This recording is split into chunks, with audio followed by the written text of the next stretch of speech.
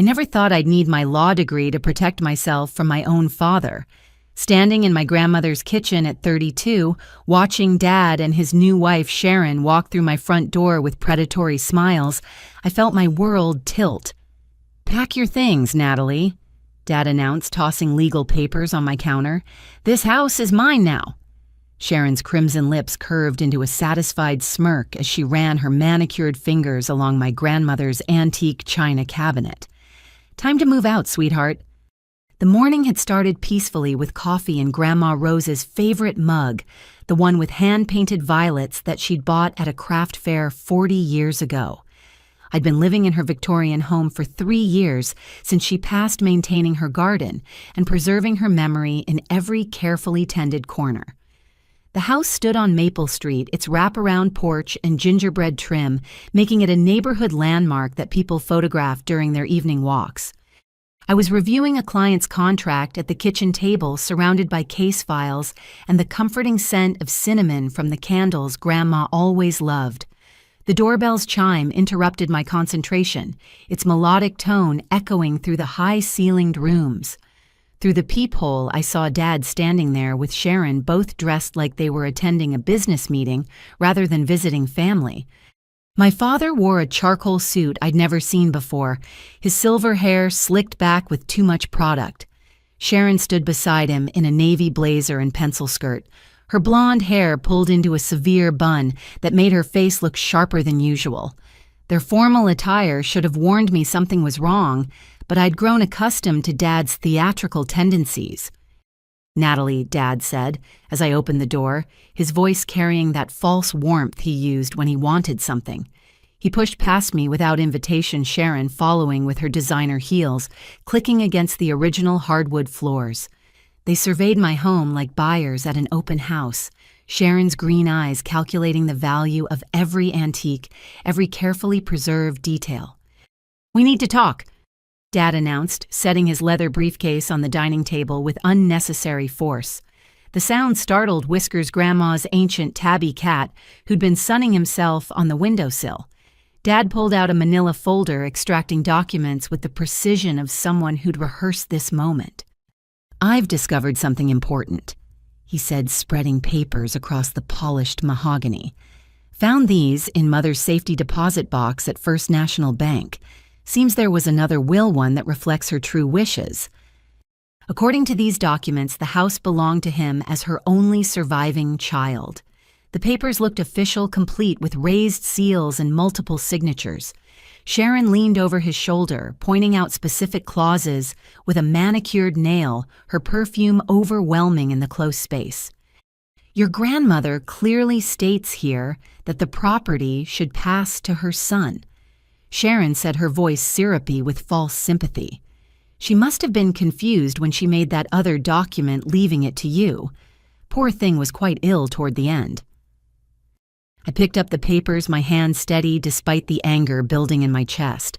The formatting looked professional, the language properly legal, but something felt wrong about the paper quality, slightly too bright, too new for a document supposedly created years ago. "This is dated just 2 months before she died," I said, keeping my voice level. "I was caring for her daily then. She never mentioned changing her will." Dad's expression shifted to practiced sorrow. "She probably didn't want to hurt your feelings. You know how she was always trying to protect everyone's emotions. But blood is blood, Natalie. The house should stay with direct descendants." Sharon had already moved into the living room, running her fingers along the crown molding, mentally calculating renovation costs. "We've already consulted with contractors," she called out. "This wallpaper will have to go, of course. And that library your grandmother kept perfect size for a home theater." The casual cruelty of her words hit me like a physical blow. Grandma's library, where she'd taught me to read, where we'd spent countless evenings lost in stories together, reduced to entertainment space, for a woman who'd known her for less than 2 years. "The greenhouse will make a lovely spa room." Sharon continued photographing the French doors that led to the garden. "All those old plants taking up valuable square footage. We're thinking Japanese soaking tub, maybe a sauna." My grandmother's greenhouse, where she'd cultivated rare orchids and taught me about patience and growth, where her heritage tomatoes still grew from seeds passed down through generations. I watched Sharon document my home like a conquest, each photo another violation of sacred space. Dad pulled out more papers, sliding them across the table with practiced efficiency. We've already spoken with our attorney. Everything's in order. We're prepared to give you 30 days to relocate, which is more than generous considering the circumstances. The papers included formal eviction notices, all properly formatted and filed. They'd been planning this ambush for weeks, maybe months. Every visit Sharon had made, every seemingly casual question about the house's history, had been reconnaissance for this moment. You can't be serious. I said, though, the evidence of their seriousness lay spread across my grandmother's table like battle plans. It's already done. Dad replied, his mask of sympathy slipping to reveal satisfaction underneath. The locksmith is scheduled for next month. I suggest you start looking for apartments. Something downtown would suit you better anyway, closer to your law firm, more appropriate for a single woman your age. The condescension in his voice sparked memories of every time he'd diminished me, every achievement he'd ignored or belittled. But this wasn't about me anymore. This was about Grandma Rose and the sanctuary she'd created, the legacy she'd specifically wanted me to preserve. Sharon returned from her tour, her phone full of images and measurements. My daughter, Madison, needs a place to stay after her divorce, and my son, Brian, could use the garage apartment while he gets back on his feet. Family helps family, after all. The irony of her words wasn't lost on me. Here they were trying to steal my family home while preaching about family values. But something else caught my attention as I examined their documents more carefully. The notary seal looked slightly off-center, and the date stamp had the kind of crisp clarity that suggested modern printing, rather than the slight smudging of actual ink stamps. More telling was the paperclip holding everything together. It was bright silver, untarnished. Grandma had been particular about her office supplies, always using the brass clips she'd inherited from her own mother. This small detail, invisible to anyone who hadn't spent years working beside her at this very table, told me everything I needed to know. They'd made their first mistake, and I was just getting started.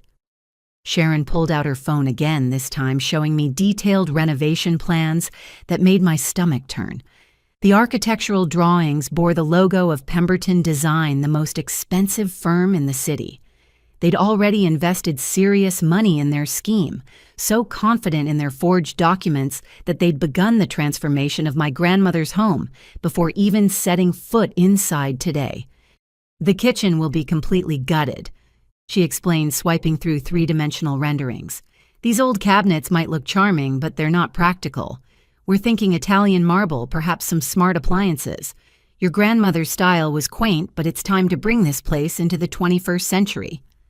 Those cabinets had been built by my great-grandfather, each door carefully carved with botanical motifs that matched the garden outside. Grandma had taught me to make pie crust on that worn wooden counter, her hands guiding mine, as we rolled out dough for Sunday dinners. Dad settled into what had been Grandpa's chair, a calculated move that wasn't lost on me. I know this is difficult, he said, adopting his reasonable father tone. But you have to understand, maintaining a property like this is expensive. The taxes alone would eat up most of your salary. Sharon and I are in a better position to preserve the family asset. Preserve it by destroying everything that makes it special. I couldn't keep the edge out of my voice. Modernizing isn't destroying, Sharon interjected, her tone suggesting she was speaking to a child. We'll maintain the historical facade, of course. The neighborhood association requires it. But the interior needs a complete overhaul. That ancient heating system, the original plumbing, it's all a disaster waiting to happen. I knew for a fact that Grandma had updated all the major systems 5 years ago, spending a considerable sum to ensure everything was safe and efficient while maintaining the house's character. Sharon either didn't know this or was counting on me being too emotional to contradict her lies. Besides, Dad added, you're hardly ever here with your busy career. The house sits empty most days. Sharon works from home, so there would always be someone here to appreciate it. Another lie. I worked from home 3 days a week specifically so I could tend the garden and maintain the house properly. My home office occupied the sunroom where Grandma had taught me to paint watercolors, the light still perfect for detailed work. Sharon had moved to the china cabinet, now examining the collection of depression glass that Grandma had accumulated over decades of estate sales and flea markets.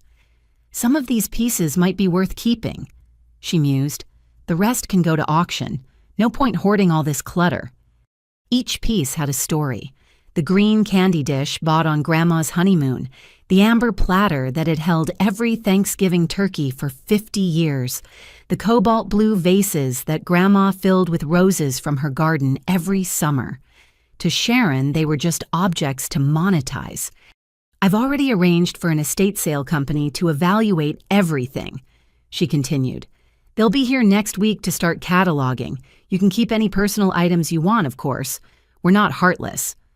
The casual assumption of ownership, the way she'd already scheduled strangers to paw through my grandmother's treasures, made my hands clench into fists. But I forced myself to remain calm, to think like the lawyer I was, rather than the granddaughter they were trying to dispossess. You mentioned you found these documents in a safety deposit box, I said, keeping my tone conversational. Which bank I'll need to verify that for my records? Dad's eyes flickered with something that might have been uncertainty. First National Downtown Branch, box number 543. The bank manager can confirm I'm listed as a signatory. Another lie. Grandma had banked with Community Trust, the small local bank that had held her accounts for 60 years. She'd distrusted the big national chains, preferring to do business with people she knew by name. And your attorney who reviewed these documents, I pressed. I'd like their contact information. Richardson and Associates. Sharon supplied quickly, too quickly. They specialize in estate law, very reputable firm. I knew Richardson and Associates. They'd been disbanded 2 years ago after a fraud scandal. Either Sharon had done inadequate research or she was testing to see how much I actually knew about the legal community. The eviction notice is already filed with the county, Dad said, pushing another document toward me. You'll receive official service in a few days, but I wanted to handle this personally. Despite everything, you're still my daughter. The words rang hollow.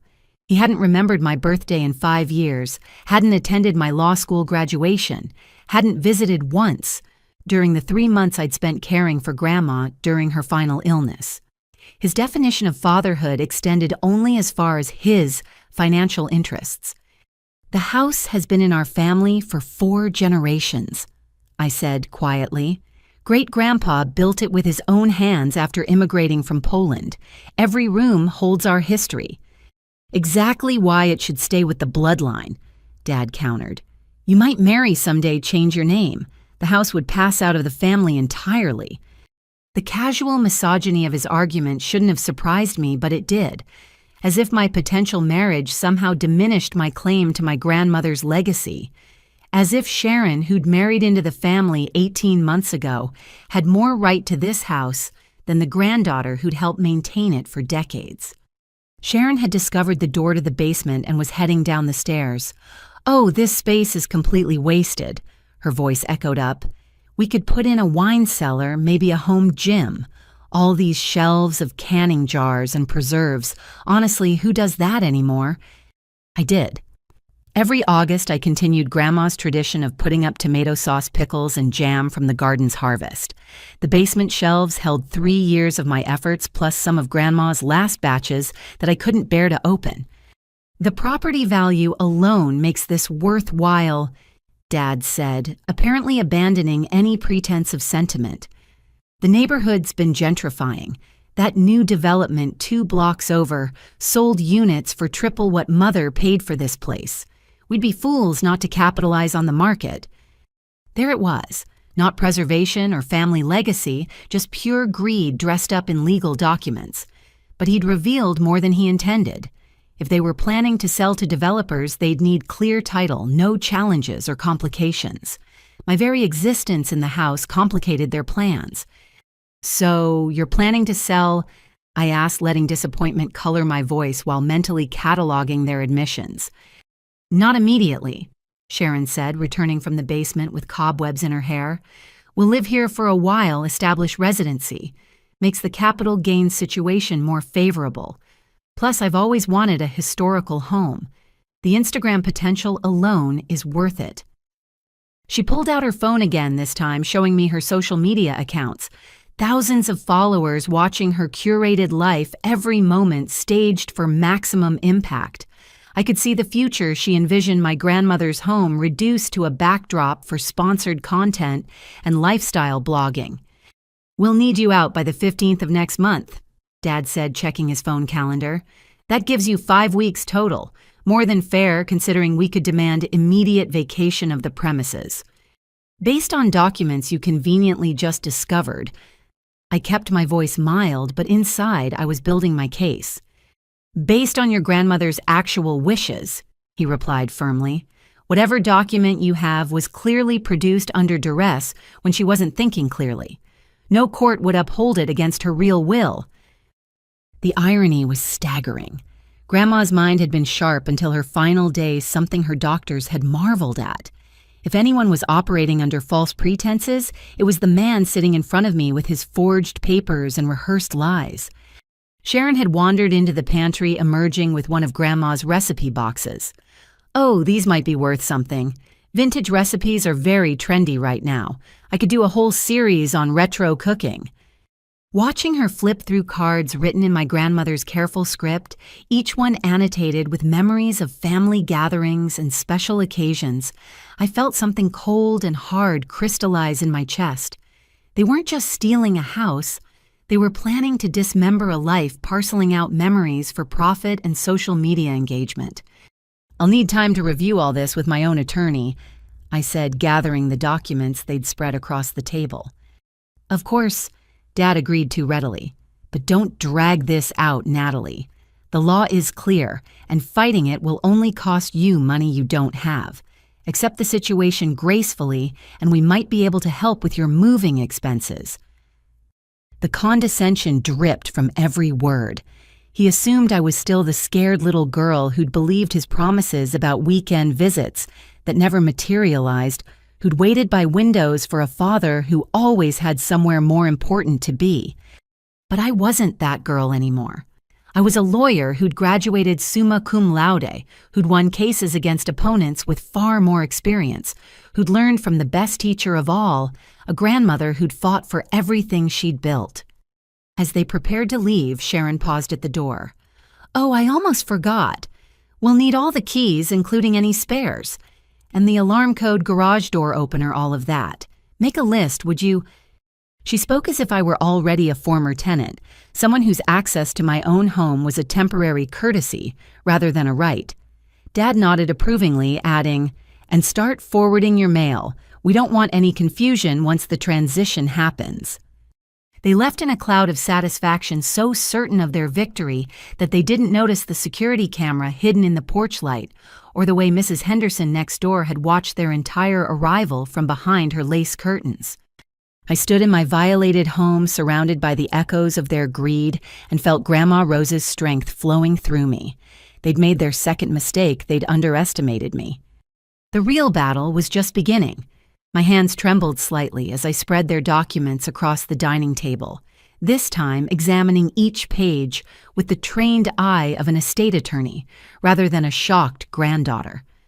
The afternoon light slanted through the lace curtains, illuminating details that Dad and Sharon's confidence had made them careless about concealing. The paper quality was the first tell. I held a sheet up to the light, noting the watermark. Modern paper manufactured no earlier than last year based on the mill's mark. Grandma had been gone for 3 years. Unless she'd developed time travel in her final months, this will was fabricated recently. I photographed each page with my phone, creating my own digital record before they could claim I'd tampered with anything. The formatting contained subtle anachronisms, too. The font was Times New Roman, but Grandma's attorney, Mr. Harrison, had always used Garamond for official documents. A small detail, but lawyers were creatures of habit. The signature line troubled me most. It resembled Grandma's handwriting but lacked the slight tremor that had developed in her final years. Whoever had forged this had practiced on older samples, not realizing her penmanship had evolved with age and arthritis. My laptop was already open on the table, and I began researching Richardson and Associates. As I'd suspected, the firm had dissolved in disgrace 24 months ago. The managing partner was currently serving time for fraud. If Sharon had actually consulted them, it would have been through prison glass. Next, I pulled up the county recorder's website. The eviction notice Dad claimed to have filed should appear in the system within hours of submission. I searched every variation of our names and address. Nothing. Another lie, though, probably one they intended to make true soon enough. The doorbell interrupted my investigation. Through the peephole, I saw Mrs. Henderson, my grandmother's best friend and our neighbor for 40 years. She held a casserole dish, the universal suburban symbol of concern and support. "I saw your father's car," she said without preamble when I opened the door. "That woman with him, she was here last week too. Walked around your backyard taking pictures while you were at work." My blood chilled. "You're certain?" Tuesday afternoon around 2 o'clock. I was deadheading my roses and saw her clear as day. She had a measuring tape and one of those laser distance things. Spent 20 minutes in your grandmother's greenhouse. Mrs. Henderson had been a paralegal before retiring. She understood the significance of documentation. "I took photos," she added, pulling out her phone. "Seemed odd someone measuring your property without you home." The images showed Sharon clearly dressed in workout clothes rather than business attire, methodically documenting my garden. In one photo, she was on her phone, and the zoom revealed she was texting measurements to someone. "There's more," Mrs. Henderson said, settling into the kitchen chair with practiced ease. "Your father's been asking questions around the neighborhood. Wanted to know about property values, recent sales, whether anyone had complaints about the house's condition." She'd brought more than casserole and surveillance photos. From her tote bag, she produced a folder of her own documentation. "I started keeping track after he approached me last month. Dates, times, what he asked. Call me paranoid, but Rose always said he'd try something like this." The folder contained meticulous notes in Mrs. Henderson's precise handwriting. Dad had been building his case for weeks, interviewing neighbors under the guise of family concern. He'd even contacted the Historical Society, inquiring about removing the house's protected status to allow for modern renovations. "Did Grandma ever mention anything about another will?" I asked, though I already knew the answer. Mrs. Henderson snorted a decidedly unladylike sound that would have made Grandma laugh. Rose was crystal clear about her wishes. She told everyone at the garden club that this house was yours. Made quite a speech about it at her last meeting, talking about legacy and the importance of women owning property. She pulled out her phone again, scrolling through videos. Actually, Margaret Chen recorded it. Rose was presenting her heritage tomato seedlings to the club, and she got emotional about passing things down to the right hands. The video showed my grandmother, frail but fierce, standing before her garden club peers. Her voice carried clearly. "This house will belong to my granddaughter, Natalie, just as these seeds will belong to all of you. Some things are meant to be inherited by those who'll tend them properly, not those who'd sell them for profit." The date stamp showed this was 6 weeks before her death, 2 weeks after Dad's supposed will was allegedly created. If his document was real, why would she publicly contradict it? "There's something else," Mrs. Henderson said, her voice dropping. "Your father approached my nephew, the one who works in construction, wanted to know about permits for demolishing historical structures, how to work around preservation restrictions. This was 2 months ago, Natalie. He's been planning this for a while." I felt the pieces clicking together. The timeline made sense now. Dad had started laying groundwork months ago, assuming I'd be an easy mark once he produced official-looking papers. He'd underestimated both me and the community that had watched me grow up in this house. "Would you be willing to provide a statement?" I asked, already knowing the answer. "I've already written one," she replied, producing another document. "Notarized and everything. Margaret Chen has one too, and Dorothy Williams from the Historical Society. Your grandmother was beloved Natalie. We won't let him steal her legacy. After Mrs. Henderson left, promising to rally more neighbors, I returned to my investigation. The forged will contained other inconsistencies. It referenced account numbers that didn't match any of Grandma's actual financial records. It mentioned pieces of jewelry she'd sold years before to pay for Grandpa's cancer treatment. Most damning, it included a bequest to Dad's first wife, my mother, who'd been dead for 15 years. Whoever had crafted this document hadn't done thorough research into our family history. They'd created a generic will that might fool a casual observer, but would never survive legal scrutiny. I called Mr. Harrison's office, getting his longtime secretary, Patricia. "Natalie, honey, he's been expecting your call. He's in court until 4, but he said to tell you everything's secure in the vault. Every single document, video statement, and codicil your grandmother ever signed." There are video statements. This was news to me.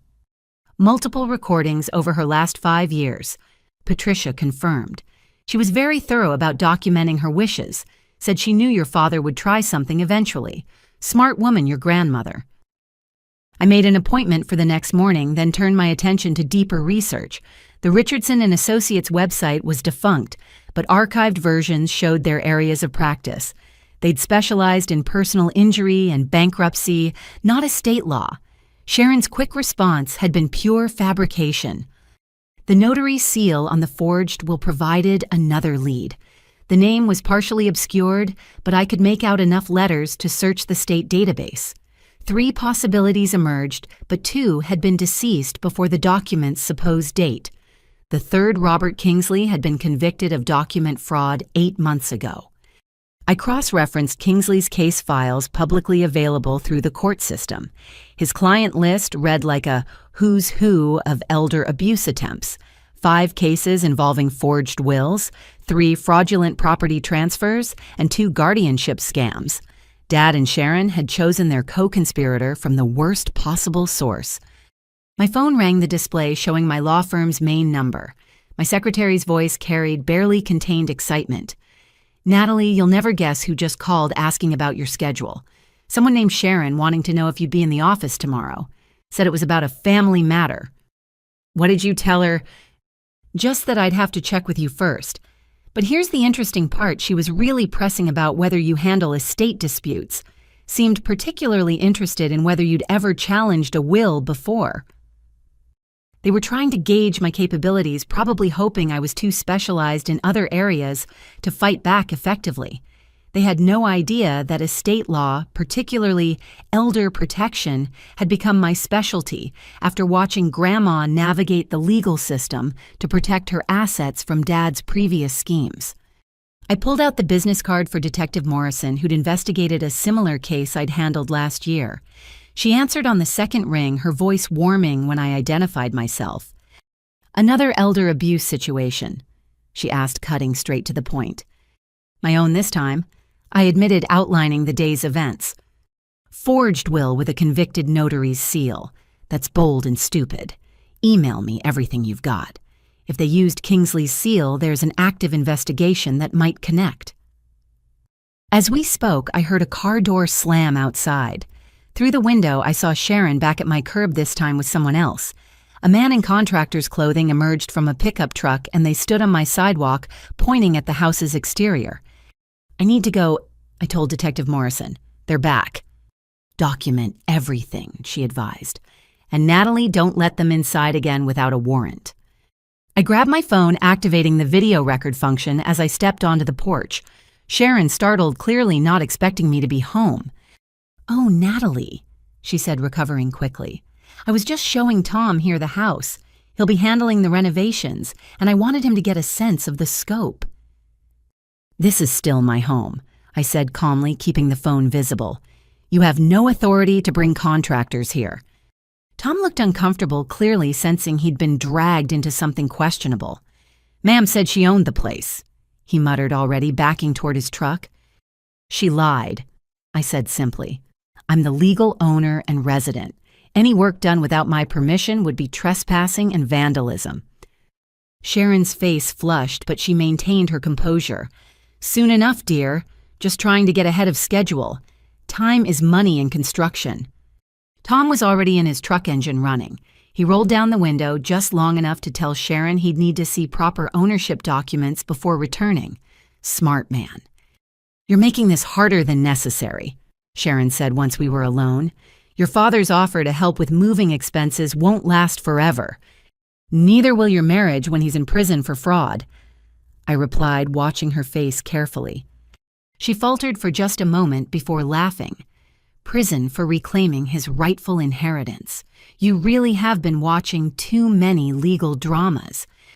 No for using a convicted forger's notary seal on fabricated documents, for conspiracy to commit elder abuse, for fraud, attempted grand theft, and whatever else the district attorney adds once they see the evidence." Her laugh died. "You can't prove anything. Robert Kingsley, convicted document forger, currently serving 3 to 5 in state prison. His notary seal was revoked 2 years ago, yet somehow it appears on a will supposedly created last month. Would you like me to continue?" Sharon's careful composure finally cracked. She practically ran to her car, fumbling with her keys. As she drove away, tires squealing slightly on the turn, I saw her frantically pressing her phone to her ear, calling Dad no doubt to report that their plan faced more resistance than expected. Back inside, I uploaded everything to a secure cloud server, creating multiple backups of every document, photo, and video. Then I called my best friend from law school, Jamie Chen, who now worked in the prosecutor's office. "Elder abuse forged documents and your own father." Jamie whistled low. "Girl, you know how to make life interesting. Send me everything. I'll walk it over to the elder abuse unit personally." The sun was setting, painting Grandma's living room in shades of gold and rose. I sat in her favorite chair, whiskers purring in my lap, surrounded by evidence of Dad's betrayal and neighbors' loyalty. The house felt different now, not just a home, but a fortress I was prepared to defend. Tomorrow would bring meetings with Mr. Harrison, conversations with prosecutors, and probably more confrontations with Dad and Sharon. But tonight I drew strength from the walls that had sheltered 4 generations of my family. They'd made their 3rd mistake. They'd given me time to prepare. The antique desk in Grandma's study had belonged to her father, crafted from solid oak with secret compartments he'd designed himself. As a child, I'd watched Grandma retrieve treasures from those hidden spaces, making each discovery feel like magic. Now my fingers found the familiar catch beneath the 2nd drawer, revealing the compartment where she'd kept her most important documents. The original will was there, along with something I hadn't expected, a manila envelope marked, "For Natalie, open only if he tries." My grandmother's foresight sent chills down my spine as I broke the seal she'd placed there 3 years ago. Inside was a smaller envelope containing a DVD and a letter in Grandma's distinctive handwriting. "My dearest Natalie, if you're reading this, your father has finally made his move. I've been expecting it since the day I changed my will. The enclosed video contains everything you need to protect yourself and our home. Remember, sunshine courage isn't the absence of fear, it's acting despite it. All my love, Grandma Rose." My hand shook as I inserted the DVD into the laptop. The screen flickered to life, showing Grandma in this very room, looking directly at the camera with those sharp blue eyes that missed nothing. "This is Rose Marie Winters." She began, her voice strong and clear. "Today is March 15th, and I am of sound mind and body, as will be attested by my attorney, Mr. William Harrison, and my physician, Dr. Sarah Coleman, both present for this recording." The camera panned to show both professionals seated beside her documents, spread on the desk. Mr. Harrison looked younger, his silver hair not quite as thin, while Dr. Coleman held what appeared to be recent cognitive test results. Grandma continued, "I am recording this to prevent any challenges to my will dated January 10th of this year, which leaves my home at 427 Maple Street to my granddaughter Natalie Marie Winters. This decision was made after careful consideration and unfortunate discoveries about my son, Robert James Winters." She paused, taking a sip of tea from her favorite china cup. Even facing difficult truths, she maintained the grace that had defined her entire life. My son Robert has over the course of many years stolen from me. I have documented evidence of forged checks, unauthorized credit card usage, and the theft of several valuable items from this home. The total amount exceeds $70,000, though I suspect the true figure is higher. Mr. Harrison spoke up. Mrs. Winters has provided me with bank statements, forged documents, and receipts proving these allegations. Everything has been preserved for legal purposes. Grandma nodded before continuing. 6 months ago, Robert attempted to have me declared mentally incompetent. He filed paperwork with the court claiming I was unable to manage my affairs. This was while I was still driving, managing my investments, and hosting weekly bridge games where I consistently won against opponents 30 years younger. Dr. Coleman interjected, Mrs. Winters underwent comprehensive cognitive testing at my practice. She scored in the 98th percentile for her age group. There is absolutely no indication of diminished capacity. The video continued for another 20 minutes detailing Dad's schemes with dates, amounts, and evidence. But the most shocking revelation came near the end. I hired a private investigator, Mr. James Thornton, to look into Robert's activities. Grandma said. What he discovered went beyond simple theft. Robert has been married 3 times, not twice as Natalie believes. His second marriage to a woman named Linda Patterson ended when she discovered he'd mortgaged her mother's house without permission. The resulting legal battle is public record in Tennessee. I paused the video, my mind reeling. Dad had another wife I'd never known about. I grabbed my laptop, searching for Linda Patterson in Tennessee property records. Within minutes, I found the case, Patterson v. Winters, a lawsuit involving fraudulent mortgage documents and elder exploitation. The parallels to our current situation were staggering. Dad had convinced Linda's elderly mother to sign papers she didn't understand, then used her property as collateral for a failed business venture. The scheme had unraveled when Linda discovered the fraud leading to divorce and criminal charges that Dad had somehow escaped through a plea bargain. I resumed the video, watching Grandma outline more discoveries. Mr. Thornton also found that Robert has established a pattern. He targets older relatives or marries women with elderly parents who own property. His current wife, Sharon, fits this profile. Her mother owns commercial real estate in Phoenix worth several $1 million. The pieces clicked together with sickening clarity. Dad hadn't married Sharon for love or companionship. She was another mark, a pathway to her mother's wealth. But Sharon had become a willing accomplice, making her either cunning or catastrophically naive. I've taken precautions, Grandma continued. This house is protected by multiple legal instruments. The deed is held in an irrevocable trust with Natalie as sole beneficiary. Any attempt to challenge this arrangement will trigger immediate investigation by authorities I've already alerted to Robert's patterns. Mr. Harrison added, We've filed sealed documents with the court containing evidence of Mr. Winters' previous fraudulent activities. These will be released if he attempts any legal action against the estate. The video concluded with Grandma looking directly at the camera, speaking as if she knew I'd be watching someday. Natalie, honey, I'm sorry you have to deal with this.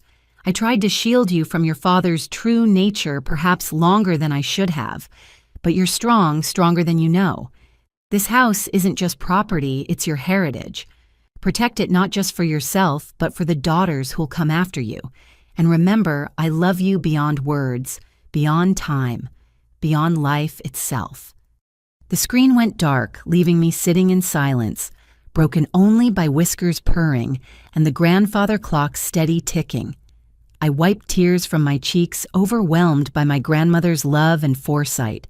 She'd known this day would come and had prepared for it like a general planning a battle. I returned to the hidden compartment, finding more treasures. Bank statements highlighted with Dad's forgeries. Photos of items he'd stolen, each carefully labeled with dates and values. Copies of the fraudulent mortgage documents from Tennessee. A business card for James Thornton, the private investigator. Most interesting was a folder labeled Sharon McKnight Background. Grandma had investigated Dad's new wife, too.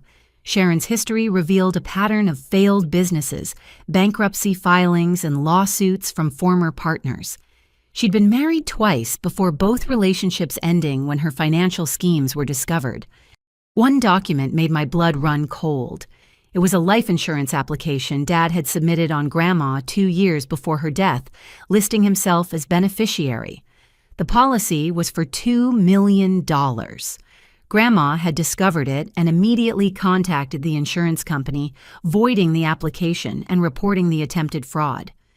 My phone buzzed with a text from an unknown number. "This is Linda Patterson. James Thornton gave me your contact. I heard Robert is trying the same thing with you. Call me. You need to know everything." I dialed immediately. Linda's voice carried the weight of hard-won experience. "Your grandmother reached out to me 3 years ago," she said without preamble, "wanted to understand Robert's methods. I told her everything, including details I couldn't prove in court." "Like what?" "He drugs them," Linda said bluntly. "My mother started having confused episodes after Robert began bringing her special tea. Had it tested later, found traces of benzodiazepine, just enough to make her compliant, not enough to trigger obvious symptoms." My stomach turned. I thought of all the times Dad had visited Grandma, always offering to make her tea. She'd consistently refused, preferring to make her own. Had she suspected even then? "He records conversations too," Linda continued. "Edits them to make it sound like the victim is agreeing to things they never said. He tried to use recordings of my mother in court, but our lawyer proved they'd been manipulated." "Why didn't he go to prison?" "Good lawyer, sympathetic judge, and I was too exhausted to push for the maximum. I just wanted him gone. Your grandmother was smarter. She built a case file that would destroy him if he ever tried again. Guess he thought enough time had passed, or maybe he's getting desperate." We talked for another hour. Linda emailed me court documents, evidence files, and contact information for others Dad had targeted. The pattern was consistent: charm elderly relatives or in-laws, gain their trust, steal their assets, then disappear when discovered. "One more thing," Linda said before hanging up. "Check Sharon's mother. If Robert's running true to form, he's already started working on her. These people don't change, they just find new victims." After the call, I searched for information on Sharon's mother, Eleanor McKnight. She owned a chain of senior living facilities in Phoenix, a self-made millionaire who'd built her empire from nothing. Recent news articles mentioned she'd been considering selling the business due to health concerns. A horrible thought struck me. I called Detective Morrison, who answered despite the late hour. "I need you to do a welfare check," I said, urgently explaining my suspicions. "On it," she replied. "I'll contact Phoenix PD tonight. If your father's targeting another elderly victim, we need to move fast." I spent the next 2 hours organizing everything into a comprehensive file. The original "Will the Video Testimony Bank" records theft documentation, Linda Patterson's evidence, the Tennessee court documents, and proof of the forged will with its fraudulent notary seal. The case against Dad was overwhelming. But I also knew he wouldn't give up easily. Cornered criminals often became dangerous, and Dad had Sharon as an accomplice. They'd invested too much in this scheme to simply walk away. My phone rang, displaying Mrs. Henderson's number. "Natalie, I'm sorry to call so late, but there's a van in your driveway. 2 men are trying to get into your garage." I ran to the window, seeing a locksmith van parked outside. 2 men were indeed working on my garage door lock. Dad had decided not to wait for legal eviction. "Call 911, I told Mrs. Henderson. "I'm going to confront them." "Already calling on my other phone," she replied. "Be careful, dear." I grabbed my phone, activating the record function again, and stepped outside. The men looked up as my motion sensor lights flooded the driveway with brightness. "Can I help you?" I called out, staying on my porch for safety. "Got a work order to change these locks," one replied, looking uncomfortable. "Owner called, said it was an emergency." "I'm the owner," I said firmly, "and I didn't call anyone. You're attempting breaking and entering. The police are on their way." The locksmiths exchanged glances. The older one pulled out his phone, presumably calling whoever had hired them. I could hear him saying, "Lady here says she's the owner." No, I'm not doing it without proper documentation. I don't care what you're paying. They were packing up their van when the police arrived. Officer Chen took their information while Officer Martinez took my statement. The locksmiths had been hired by someone claiming to be Robert Winters, paid in cash, to do an emergency lock change. He said his daughter had gone crazy, was squatting in his house, the older locksmith explained. Showed us some official-looking papers. We didn't know. I showed the officers the real deed and explained the situation. They took the forged will as evidence along with the locksmith's work order and contact information. More evidence for the growing case file. After everyone left, I stood in Grandma's study surrounded by proof of my father's lifetime of deception. The portrait on the wall showed her in her prime, strong and dignified, the woman who'd raised me when my own parents couldn't be bothered. I understand now, I whispered to the portrait. You weren't protecting me from the truth. You were preparing me for it. The hidden compartment had one more surprise. At the very back, wrapped in tissue paper, was Grandma's engagement ring and a note. For when you need courage, wear this and remember you come from a long line of fighters. Love, G. I slipped the ring onto my right hand, feeling its weight like armor. Tomorrow would bring the confrontation Dad wouldn't see coming. He thought he was playing chess with a pawn. He was about to discover he'd been facing a queen all along.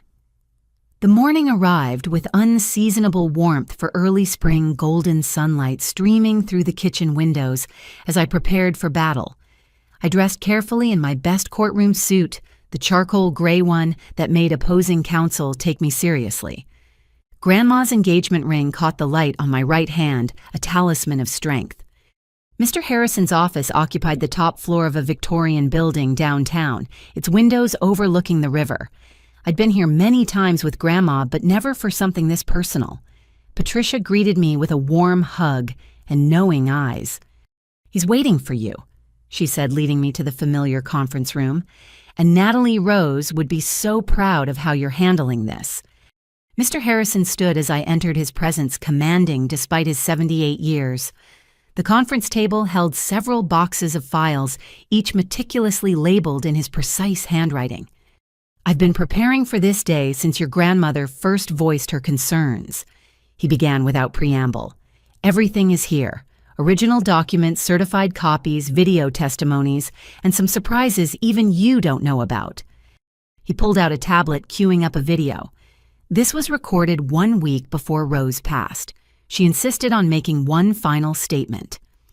Grandma appeared on screen, frailer than the earlier recording, but with eyes still sharp as crystal.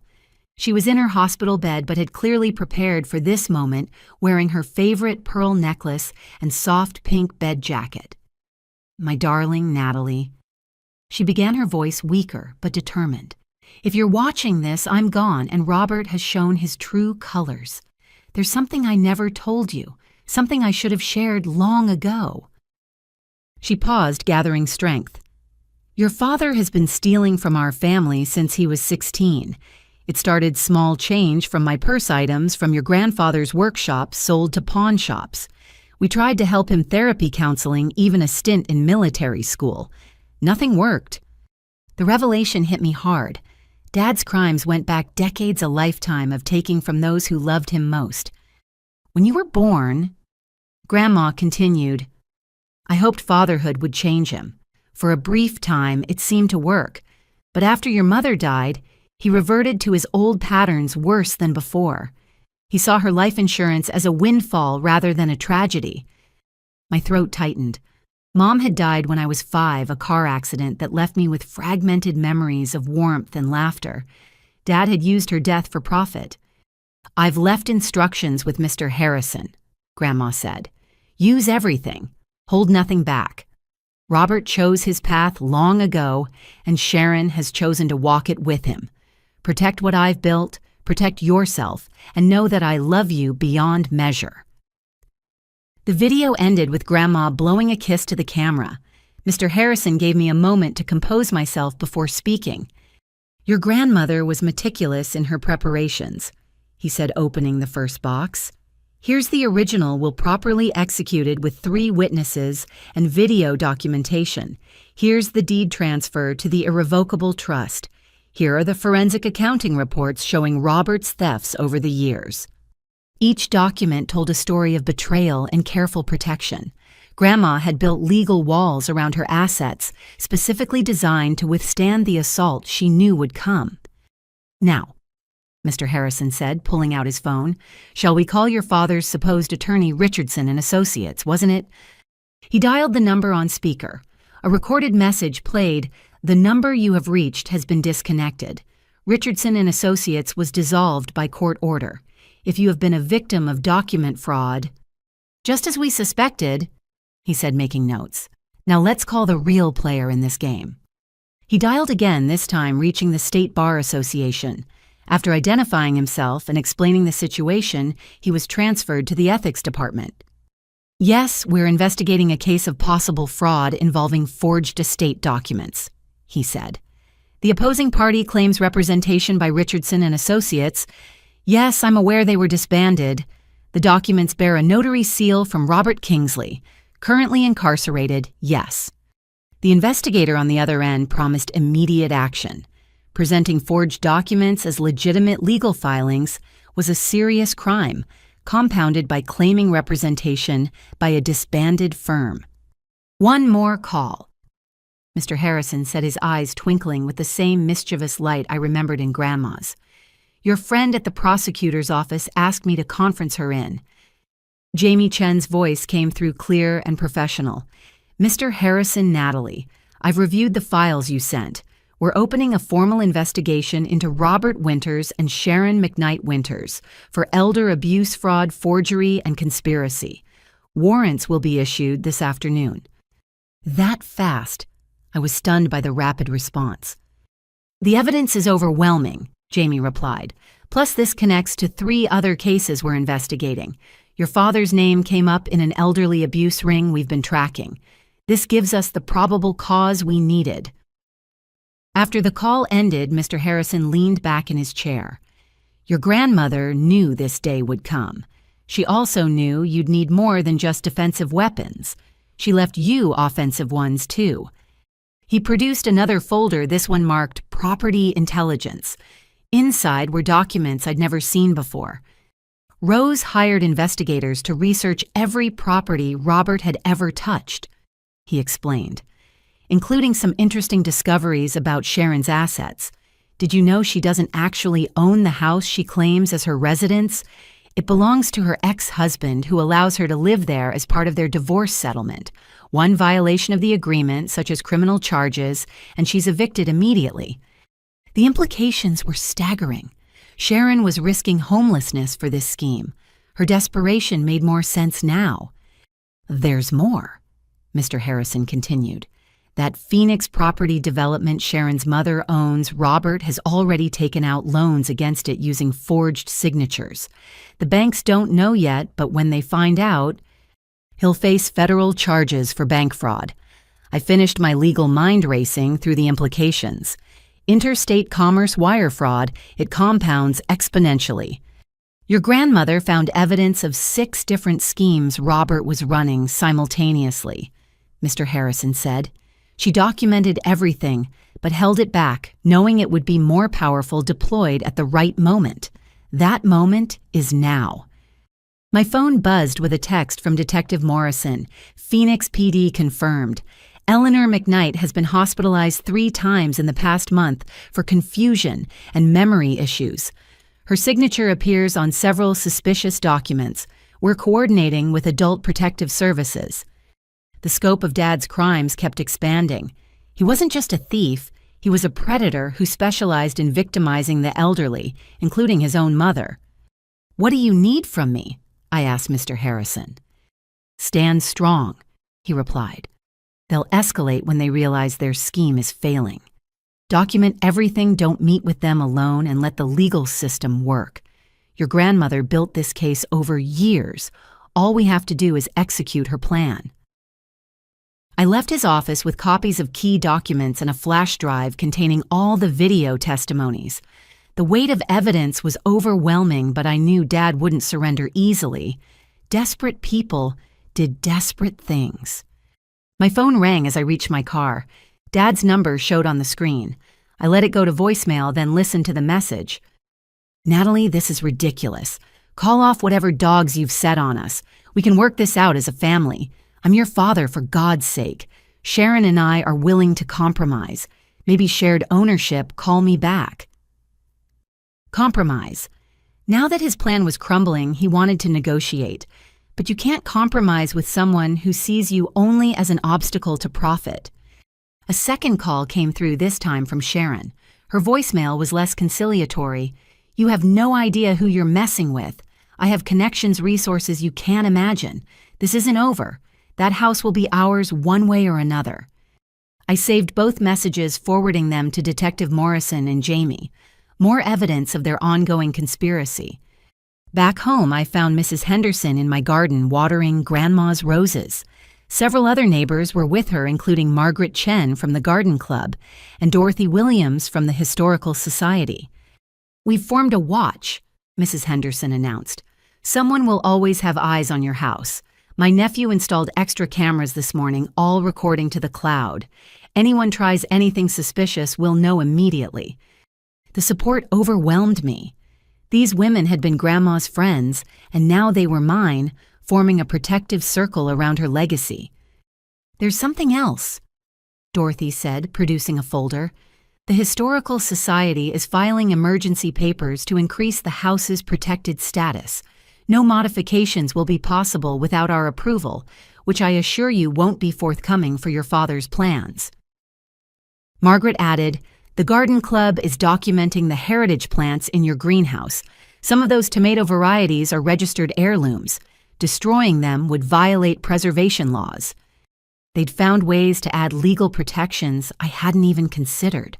Grandma's community was fighting back with their own weapons. My phone buzzed with an alert from the security system. A car had pulled into the driveway, one I didn't recognize. Through the window, I saw a man in an expensive suit approaching the door. "I'll handle this," I said, but Mrs. Henderson was already on her phone. "Police are 3 minutes out," she reported, "just in case." I opened the door before he could ring the bell. The man smiled, all teeth and false charm. "Ms. Winters, I'm Bradley Thornton from Thornton Real Estate Development. I understand this property may soon be available. I'd like to make a preemptive offer. Cash quick closing, well above market value." "The property isn't for sale," I said firmly. "Not yet," he agreed, still smiling. "But circumstances change. Your father suggested I speak with you directly. Perhaps we could come to an arrangement that benefits everyone." So Dad was already trying to sell my home before he even possessed it. The hubris was breathtaking.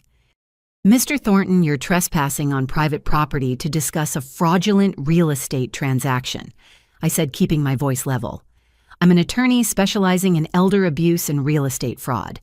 Would you like to continue this conversation, or would you prefer to leave before the police arrive?"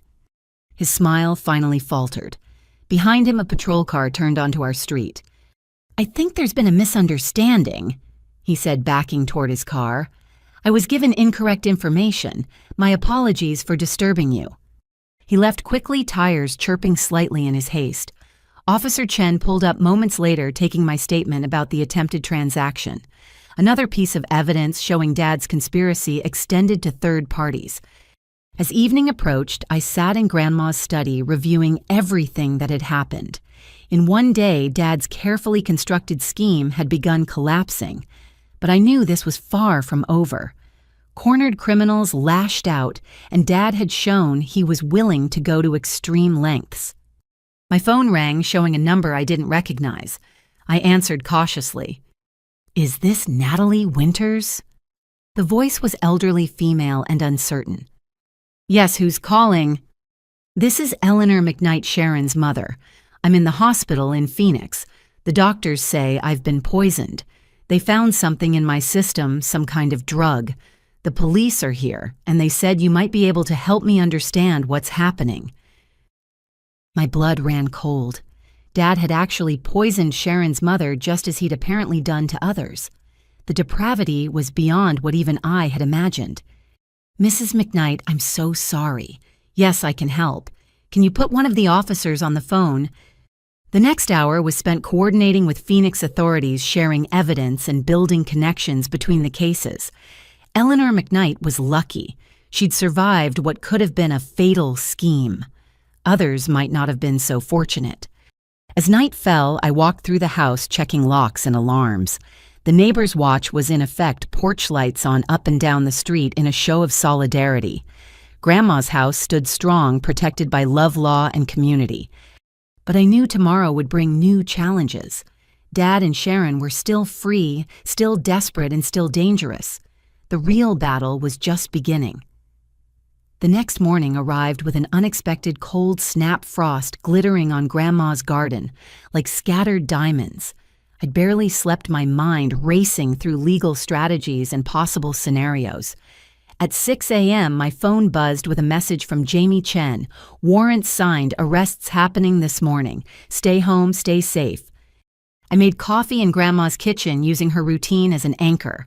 Grind the beans, heat the water to exactly 195 degrees, pour slowly in circles.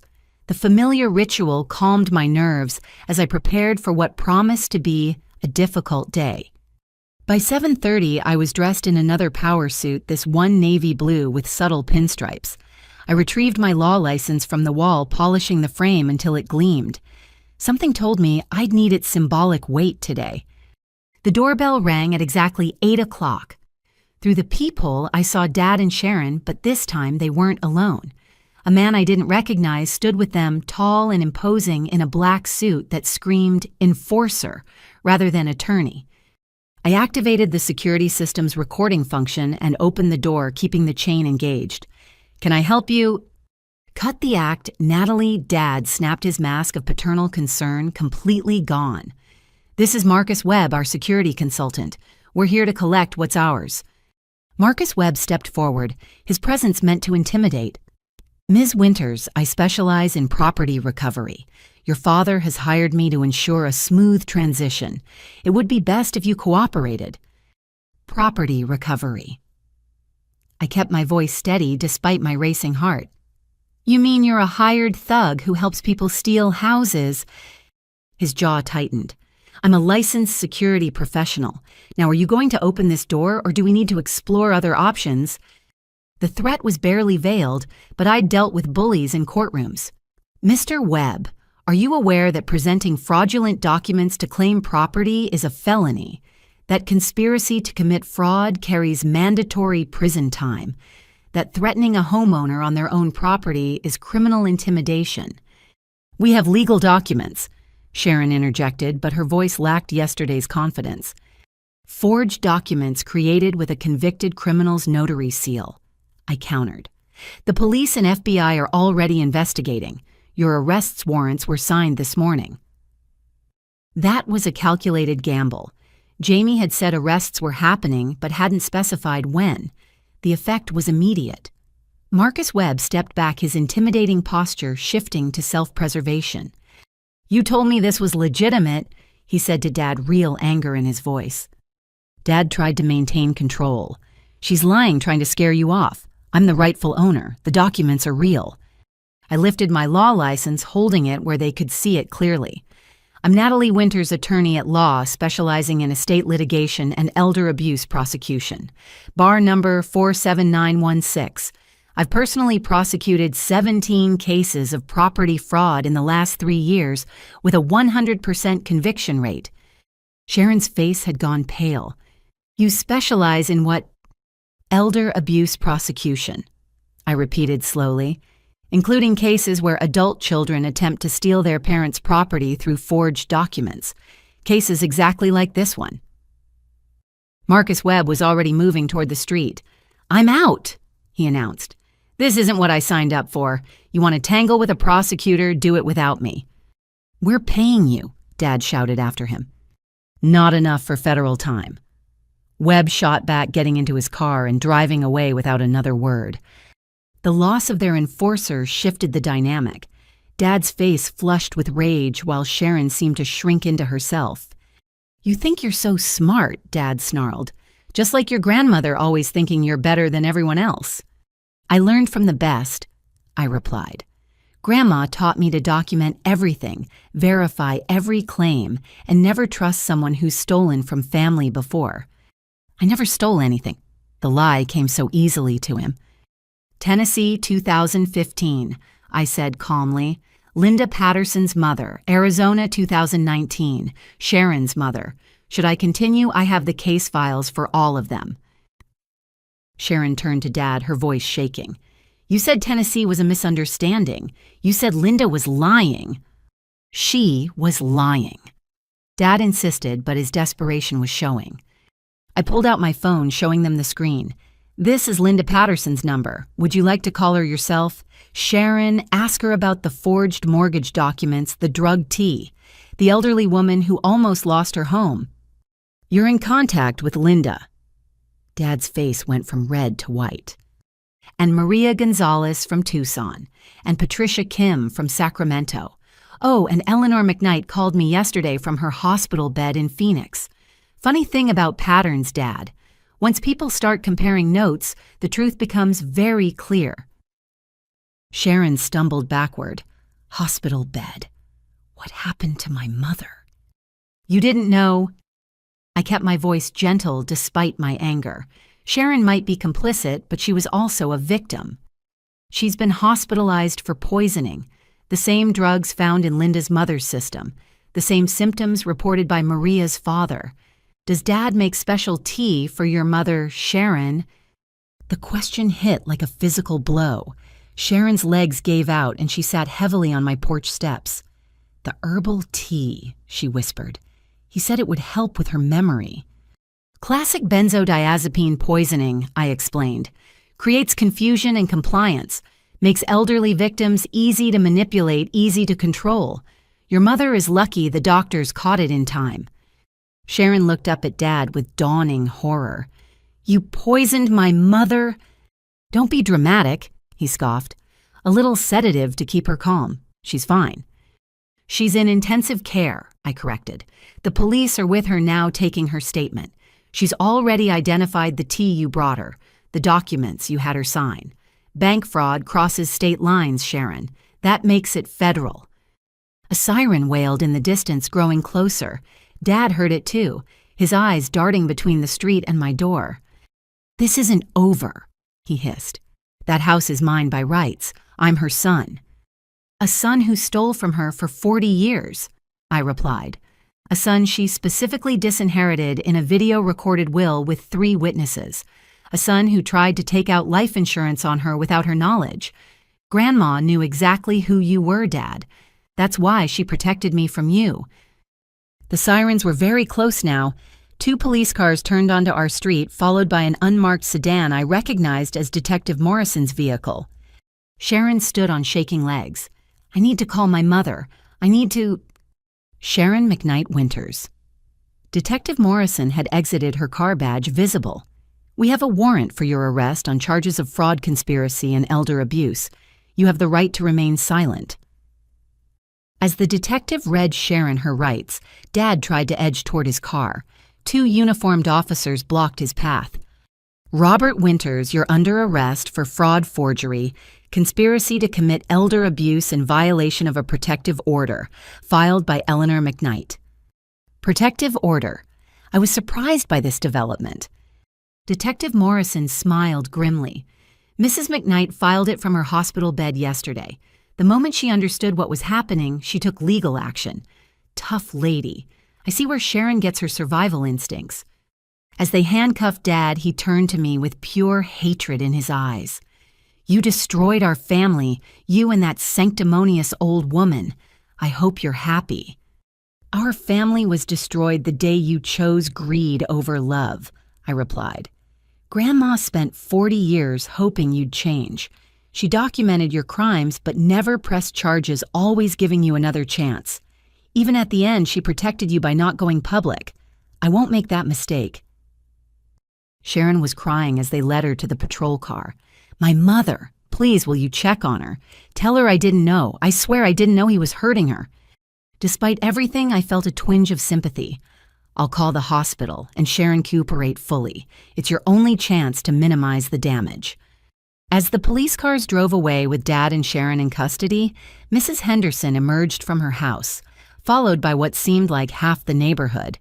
They'd all been watching, ready to witness if needed. "Your grandmother would be so proud," Mrs. Henderson said, enveloping me in a hug that smelled of lavender and safety. Margaret Chen was recording everything on her phone. "For the Garden Club newsletter," she explained. "Rose's granddaughter, the attorney who took down a property fraud ring. Wait until the ladies at the state convention hear about this." Detective Morrison approached, looking satisfied. "That was textbook perfect. You stayed calm, presented facts, and let them incriminate themselves. Your recording will be valuable evidence." "What happens now?" I asked, suddenly exhausted as the adrenaline faded.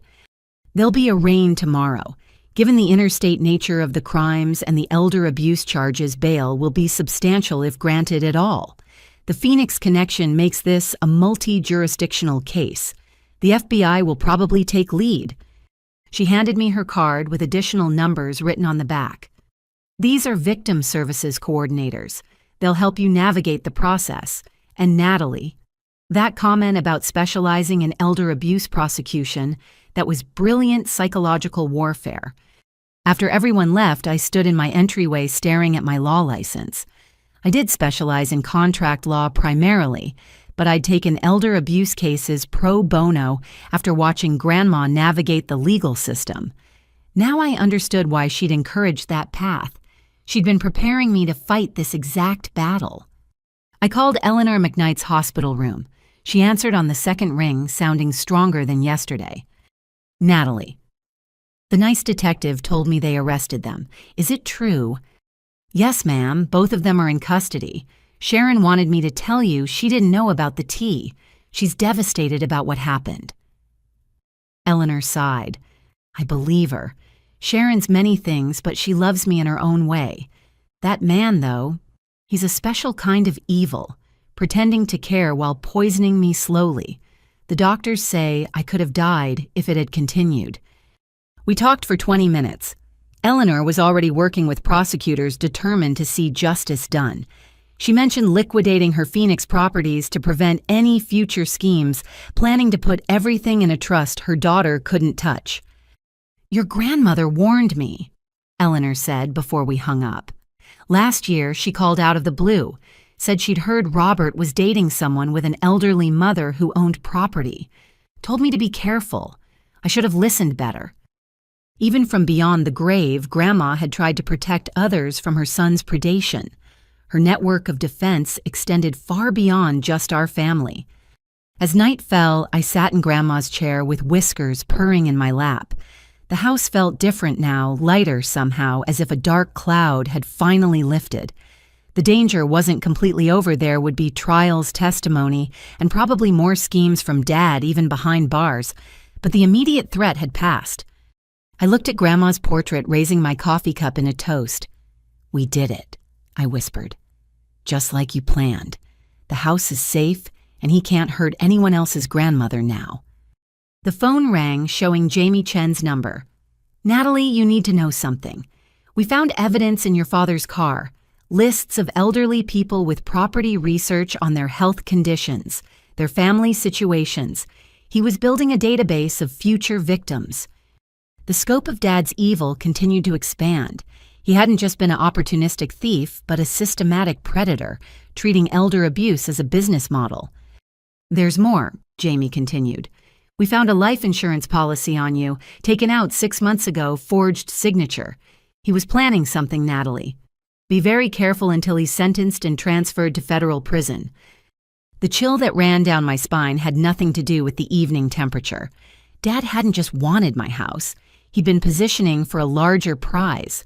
The thought that my own father had contemplated my death for profit should have shocked me, but after everything I'd learned, it felt almost inevitable. I double-checked every lock, every window, every security sensor. Tomorrow would bring new challenges as the legal process unfolded. But tonight, I was safe in Grandma's fortress, surrounded by the love she'd built into every wall, every garden bed, every carefully preserved memory. The war might not be over, but we'd won the first battle decisively, and I was just getting started. The courthouse steps were slick with morning drizzle as I arrived for Dad and Sharon's arraignment. Jamie Chen met me at security, her expression professionally neutral, but her eyes warm with support. Media caught wind of the story, she warned as we walked toward the courtroom. Elder abuse ring, multiple states family betrayal, it's got all the elements they love. Don't be surprised if reporters approach you. Indeed, the hallway outside the courtroom buzzed with more activity than usual. I recognized a reporter from the local news, another from the state paper. They turned toward us like sharks scenting blood, but Jamie's prosecutorial presence kept them at bay. Inside the courtroom, I chose a seat where Dad and Sharon would see me clearly. Other victims had gathered too. Linda Patterson had flown in from Tennessee looking grimly satisfied. Maria Gonzalez sat with her adult children, tissues clutched in her weathered hands. Even Eleanor McKnight had insisted on attending wheelchair-bound, but fierce with determination. "All rise," the bailiff announced as Judge Patricia Hoffman took the bench. I knew her reputation fair but harsh on elder abuse cases after her own grandmother had been victimized by a caregiver. Dad entered first orange jumpsuit, replacing his usual calculated wardrobe. The sight should have brought satisfaction, but I felt only sadness for the father he could have been. Sharon followed her designer persona, crumbled into a tear-stained woman who looked every one of her 53 years. "We'll hear case number 78942 first," Judge Hoffman announced, State versus Robert James Winters. The prosecutor, a veteran named Michael Torres, outlined the charges with devastating efficiency. 15 counts of fraud, 8 counts of forgery, 6 counts of elder abuse, 3 counts of attempted murder by poisoning. The last charge made the gallery gasp. "Your Honor," Torres continued, "evidence suggests Mr. Winters administered controlled substances to elderly victims with the intent to cause death after securing their assets. 3 victims required emergency medical intervention. We consider him an extreme flight risk and danger to the community." Dad's public defender, looking overwhelmed, attempted damage control. "These charges are excessive, Your Honor. My client is a businessman who perhaps made poor judgments but never intended harm." Poor judgments. Judge Hoffman's voice could have frozen flame. Poisoning elderly women is poor judgment. As the lawyers argued, bail movement in the gallery caught my eye. Sharon had turned in her seat, scanning faces until she found her mother. The 2 women locked eyes across the courtroom, years of complicated history compressed into a single moment. Eleanor McKnight raised her hand slowly, deliberately, and pointed at Sharon, not with anger, but with profound disappointment. Sharon crumbled, sobbing audibly. "I'll hear from the defendant," Judge Hoffman announced, surprising everyone. Sharon stood on shaking legs. "I want to change my plea," she said, voice barely audible, "and I want to testify against him." The courtroom erupted. Dad lunged toward Sharon but was restrained by deputies. His public defender frantically requested a recess while Torres looked like Christmas had come early. "You stupid witch!" Dad screamed at Sharon. "I gave you everything, we were partners." "You used me to get to my mother," Sharon screamed back, finding her voice. "You never loved me. I was just another mark, another path to money." Judge Hoffman banged her gavel repeatedly. "Order deputies separate these defendants. Ms. McKnight Winters, you'll need proper counsel before any plea change. Mr. Winters, one more outburst and you'll be gagged." During the chaos, Linda Patterson leaned over to whisper, "This is exactly how it ended with him before. When cornered, he turns vicious. Watch yourself, Natalie." After order was restored, bail hearings proceeded. Sharon, now represented by a hastily summoned attorney, received bail set at $500,000. Her mother posted it immediately, the 2 women leaving together under Detective Morrison's watchful eye. Dad's hearing went differently. Torres presented evidence of the life insurance policies on me and 2 other elderly victims. He showed Dad's database of potential targets' financial records, revealing hidden assets in offshore accounts. Your Honor, Torres concluded, Mr. Winters has the means and motive to flee. He's also demonstrated willingness to kill for profit. We request remand without bail. Judge Hoffman agreed. Dad would remain in custody until trial scheduled for 3 months out. As deputies prepared to lead him away, he turned to stare at me with naked hatred. This isn't over, he mouthed silently. After court, the victims and families gathered in a conference room. Torres and Detective Morrison updated us on the expanding investigation. Sharon McKnight Winters has agreed to full cooperation, Morrison announced. She's provided access to computers, phones, and a storage unit we didn't know existed. The evidence is staggering. Maria Gonzalez spoke up, her English accented but clear. How many others? How many we don't know about? We're investigating 12 additional cases across 6 states, Torres replied. Some going back 20 years. Mr. Winters was prolific. Linda Patterson laughed bitterly. 20 years of this. How many families destroyed? How much inheritance stolen? Which brings us to restitution, Torres continued. We've frozen multiple accounts, traced property transfers, identified hidden assets. It won't make victims whole, but there's more recovery potential than typical fraud cases. Eleanor McKnight raised a shaky hand. What about my daughter? She says she didn't know, but... Morrison's voice gentled. The evidence supports her claim of ignorance about the poisoning. She was complicit in the property fraud, but genuinely believed the schemes were legal. Her cooperation is invaluable. With a good lawyer and her testimony against Mr. Winters, she's looking at probation rather than prison. The meeting continued for another hour, survivors sharing stories and contact information. We were forming an unfortunate sisterhood bound by one man's greed. Outside the courthouse, reporters waited. I tried to pass without comment, but one persistent journalist blocked my path. Ms. Winters, how does it feel to send your own father to prison? The question stopped me cold. How did it feel? Relieved, vindicated, heartbroken. All of the above. I didn't send him anywhere, I finally answered. His choices led him here. My grandmother protected our family legacy from a man who saw love as weakness and family as opportunity. If that makes me cold, so be it. Your father claims you manipulated your grandmother. Any response?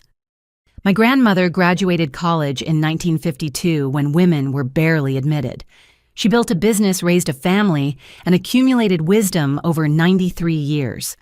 Anyone who thinks she could be manipulated didn't know Rose Winters.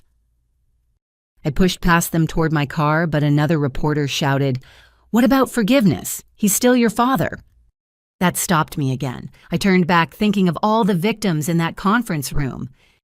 Forgiveness without accountability enables abuse, I said clearly. My father stole from the elderly for decades.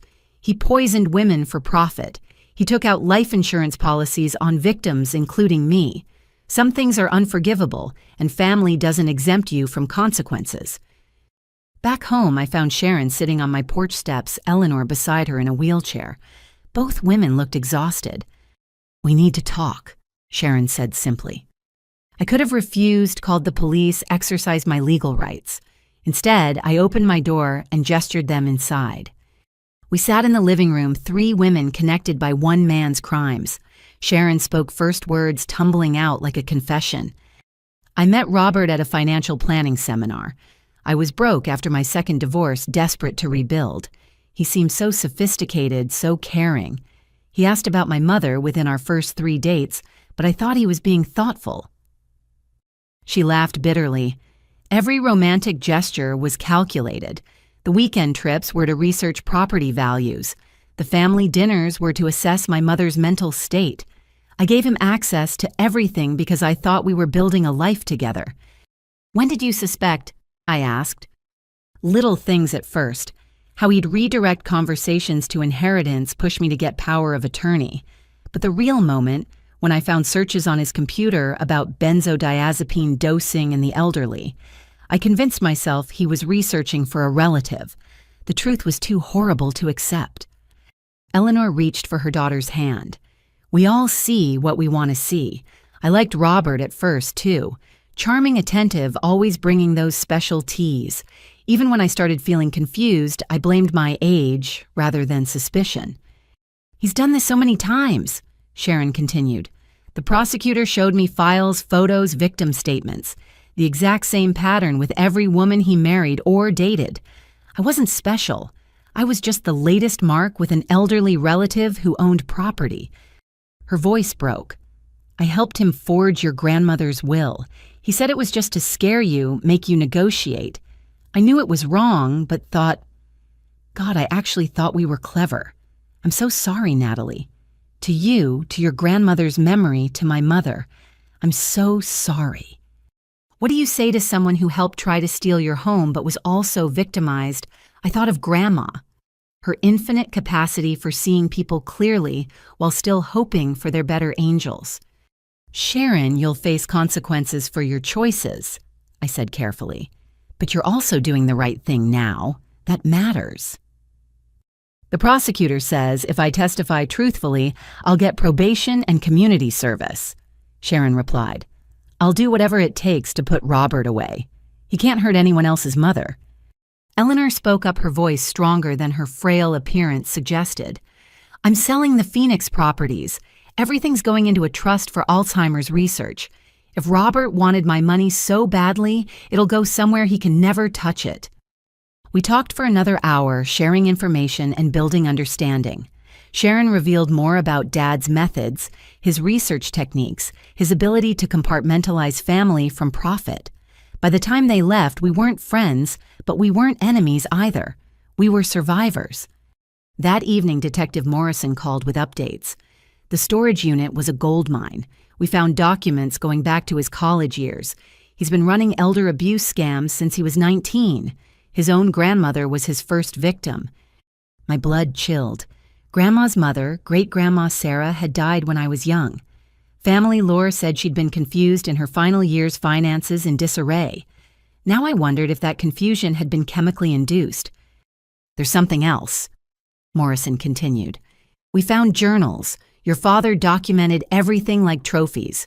Names, amounts stolen, methods used. He was proud of it, Natalie. Saw it as a business model he'd perfected. The sociopathy was complete. Dad hadn't just committed crimes, he'd celebrated them, documented them like a twisted resume. How had Grandma lived with knowing her son was a monster? How had she protected me while carrying that burden? I spent the evening in Grandma's study reading through her letters and journals with new understanding. She'd known everything, fought to protect everyone she could, and still hoped somehow her son would change. The depth of her strength humbled me. A soft knock interrupted my reading. Through the window, I saw Mrs. Henderson with a thermos and 2 cups. Thought you might need company, she said when I opened the door. It's been quite a day. We sat on the porch sharing tea and watching fireflies dance in the garden. The house felt peaceful again, as if Grandma's spirit was satisfied with the day's justice. Your grandmother would be proud, Mrs. Henderson said softly. Not happy, never happy about this, but proud of how you handled it. I feel like I failed him somehow, I admitted. Like I should have tried harder to have a relationship, maybe things would have been different. Mrs. Henderson snorted. Honey, your father was stealing from relatives before you were born. You didn't fail him. He failed, you failed your grandmother, failed every basic standard of human decency. Some people are just broken, and it's not your job to fix them. Her words carried the wisdom of experience. We sat in comfortable silence, 2 women united by love for another woman whose legacy would outlive her son's crimes. As night deepened, I thought about tomorrow. The trial would be brutal, the media coverage invasive, the family secrets laid bare for public consumption. But Grandma's house stood strong around me, filled with love that no amount of greed could steal. Dad had unraveled, revealed as the predator he'd always been. His empire of deception was crumbling, taking him and his accomplices down with it. But from the ashes, something new was growing. A network of survivors, a legacy of protection, and the knowledge that one woman's foresight had saved dozens of others from harm. The house was safe. The truth was revealed. Justice was beginning. And somewhere I was certain Grandma Rose was smiling. 3 weeks into the pre-trial discovery phase, I sat in the prosecutor's office surrounded by bankers' boxes filled with evidence. Each box held another chapter of Dad's crimes, another family destroyed, another elderly victim betrayed. But Torres had called me in for something specific, something he'd warned would be difficult to hear. We finished analyzing the journals from the storage unit. He began, his usually confident demeanor subdued. Your father was comprehensive in his record-keeping. He documented everything, including things about your family history you might not know. He handed me a leather journal, its pages yellowed with age. Dad's handwriting from decades ago, neater and more controlled than his current scrawl, filled every line. This entry is from 1985, Torres indicated. He would have been 22. I read with growing horror. Successfully convinced Grandma Sarah to sign the power of attorney. The confusion from her medication is working perfectly.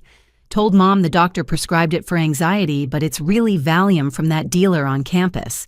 Grandma's savings should last through my senior year if I'm careful. Mom suspects nothing too trusting as always. Great-Grandma Sarah. His own grandmother, the woman who'd immigrated from Poland with nothing and built a small fortune through decades of hard work. He drugged and robbed her while still in college. It gets worse, Torres warned as I turned pages. Entry after entry detailed his schemes. He'd stolen from aunts, uncles, cousins, anyone with assets and trust in family. He documented techniques for forging signatures, optimal drug dosages for confusion, without obvious impairment ways to isolate victims from potential protectors. One entry from 1991 stopped my breath. Marie's life insurance came through. $2 million, just like I planned. Everyone believes the car accident story. Even little Natalie, though she keeps asking when Mommy's coming home. Told her heaven needed angels. The sympathy is useful. People don't suspect grieving widowers. Need to be careful with the money, though. Mom's already asking questions about my new car. I dropped the journal, my hands shaking. Marie, my mother. The car accident that had shaped my entire life. We're investigating, Torres said gently. The accident report shows brake failure on a remote road. Your mother's vehicle had been serviced 2 days before at a shop your father recommended. The shop closed years ago, but we're tracking down mechanics who worked there. The room spun. My mother hadn't died in a random accident. She'd been murdered by the man who'd vowed to love and protect her, killed for insurance money by my own father. There's more, Torres continued reluctantly. Your grandmother knew. Maybe not immediately, but eventually. We found her own journals in the materials from Mr. Harrison. She suspected, but could never prove it. It's why she changed her will, why she protected you so carefully. He showed me Grandma's journal, her familiar handwriting blurred by my tears. I've failed Marie and Sarah both. Failed to see what Robert was until too late. The police say there's no evidence that I'm a grieving mother looking for someone to blame. But I know my son. I've seen what he's capable of. All I can do now is protect Natalie. Give her the love and stability Robert would destroy. She must never know. The burden of suspecting your father of murder is too heavy for a child. I'll carry it alone. The weight of Grandma's secret pressed down on me. She'd raised me knowing her son had likely killed my mother, protecting me from that truth, while ensuring I'd never be alone with him. Every supervised visit, every excuse for why Dad couldn't take me overnight, every careful boundary, it all made terrible sense now. We need to ask, Torres said carefully. Did you ever notice anything unusual? Any memories that might help the investigation? I thought back through the fog of decades. I remember Mom and Dad fighting about money. She'd hidden bank statements, wanted to know where his salary went. The night before she died, she told me we might be living with Grandma soon. I thought she meant a visit. She was leaving him, Torres concluded. That's often the trigger in these cases. When the victim threatens the asset stream, the perpetrator escalates. A knock interrupted us. Detective Morrison entered with more files and a grim expression. We found something else. Robert Winters took out life insurance policies on dozens of people over the years. Most never knew. Some died in accidents or sudden illnesses. We're reopening 8 death investigations. 8 potential murders. My father wasn't just a thief, but possibly a serial killer who'd weaponized family trust for decades. The magnitude of evil was incomprehensible. There's a survivor who wants to meet you, Morrison added. Bethany Coleman. Her aunt died 5 years ago, shortly after Robert befriended the family. She's been investigating on her own hit Dead Ends until this case broke. I agreed to meet her, needing to connect with someone else who understood this particular horror. We met at a coffee shop downtown, 2 women bound by suspicion and loss. Bethany was younger than me, maybe late 20s, with determined eyes that had seen too much. Aunt Helen was healthy as a horse. She began without preamble, ran marathons at 70. Then she met Robert at a charity function. Within 6 months, she was dead from organ failure. Doctors called it natural causes, but I knew better. She'd compiled her own evidence file photos of Dad with her aunt bank statements showing suspicious transfers, medical records indicating sudden decline after perfect health. I tried getting police interested, but without proof of poisoning, they wouldn't investigate. Your case gives me hope for justice. We compared notes, finding patterns. Dad targeted women, either widowed or never married those without strong family networks. He researched meticulously attended charity events and senior center gatherings, presented himself as a caring relative or romantic interest, the hunting ground of the vulnerable. He's a serial predator, Bethany said flatly. The money was just a bonus. He enjoyed the control, the deception, watching them trust him while he plotted their deaths. Her words rang true. The journals showed increasing sophistication and decreasing remorse over time. He'd evolved from desperate thief to calculating killer refining methods and expanding networks. Sharon had been his latest tool, but there would have been others if we hadn't stopped him. My phone rang, showing Mr. Harrison's number. His voice was urgent. Natalie, your father's lawyer filed a motion. He's claiming diminished capacity, saying the journals were fiction written for a novel. He wants them thrown out as evidence. The audacity was breathtaking. Caught with detailed confessions, Dad was trying to rebrand himself as a misunderstood writer. But I knew him better now, understood the depths of his narcissism. He made one mistake, I told Mr. Harrison. The entries include details only the perpetrator would know. Bank account numbers, specific drug dosages, times, and dates that match victim deaths. Fiction doesn't accidentally align with reality that precisely. That evening, I returned to Grandma's house to find a gathering on my lawn. Linda Patterson, Maria Gonzalez, Eleanor McKnight, Bethany Coleman, and others I didn't recognize.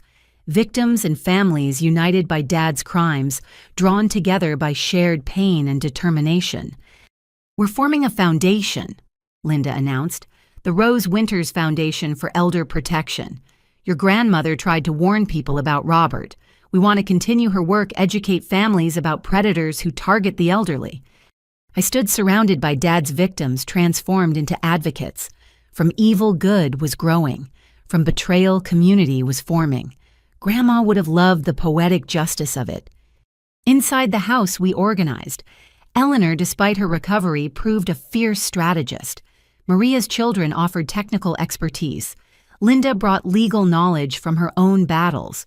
We were building something powerful, something that would outlast Dad's legacy of theft and murder. I want to speak at the trial, Bethany declared. Even if Aunt Helen's case isn't officially part of it, people should know the scope of his crimes. Others agreed. The prosecutor had victim impact statements, but we wanted more.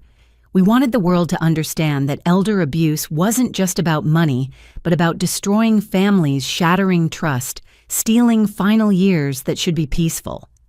As the meeting wound down, Sharon arrived with a box. She looked haggard but determined.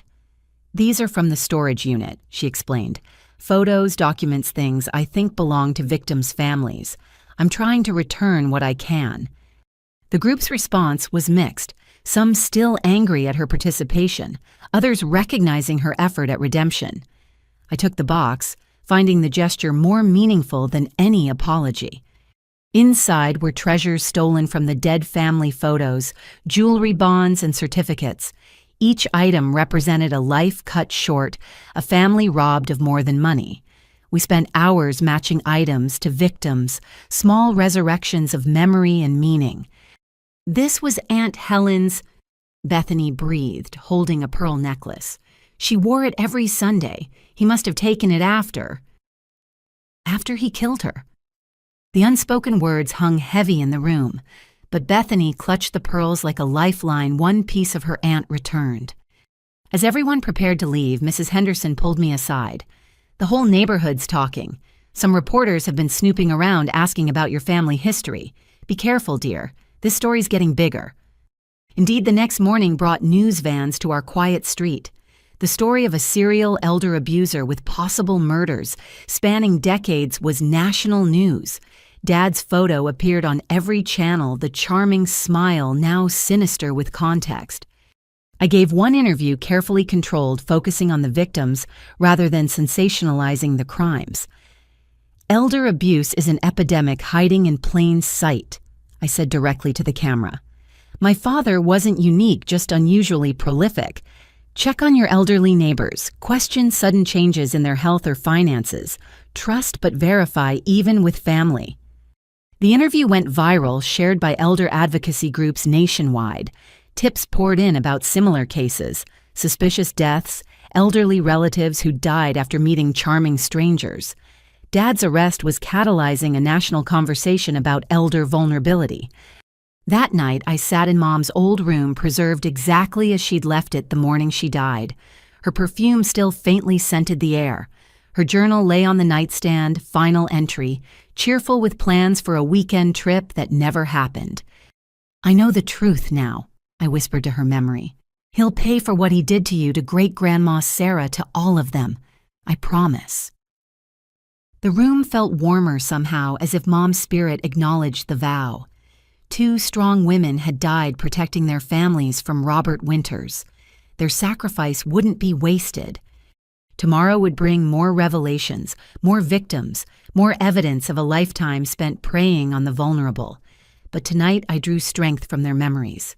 Mom and Grandma, both victims of Dad's evil, both fierce protectors, despite their fate. The foundation was registered. The victims were united.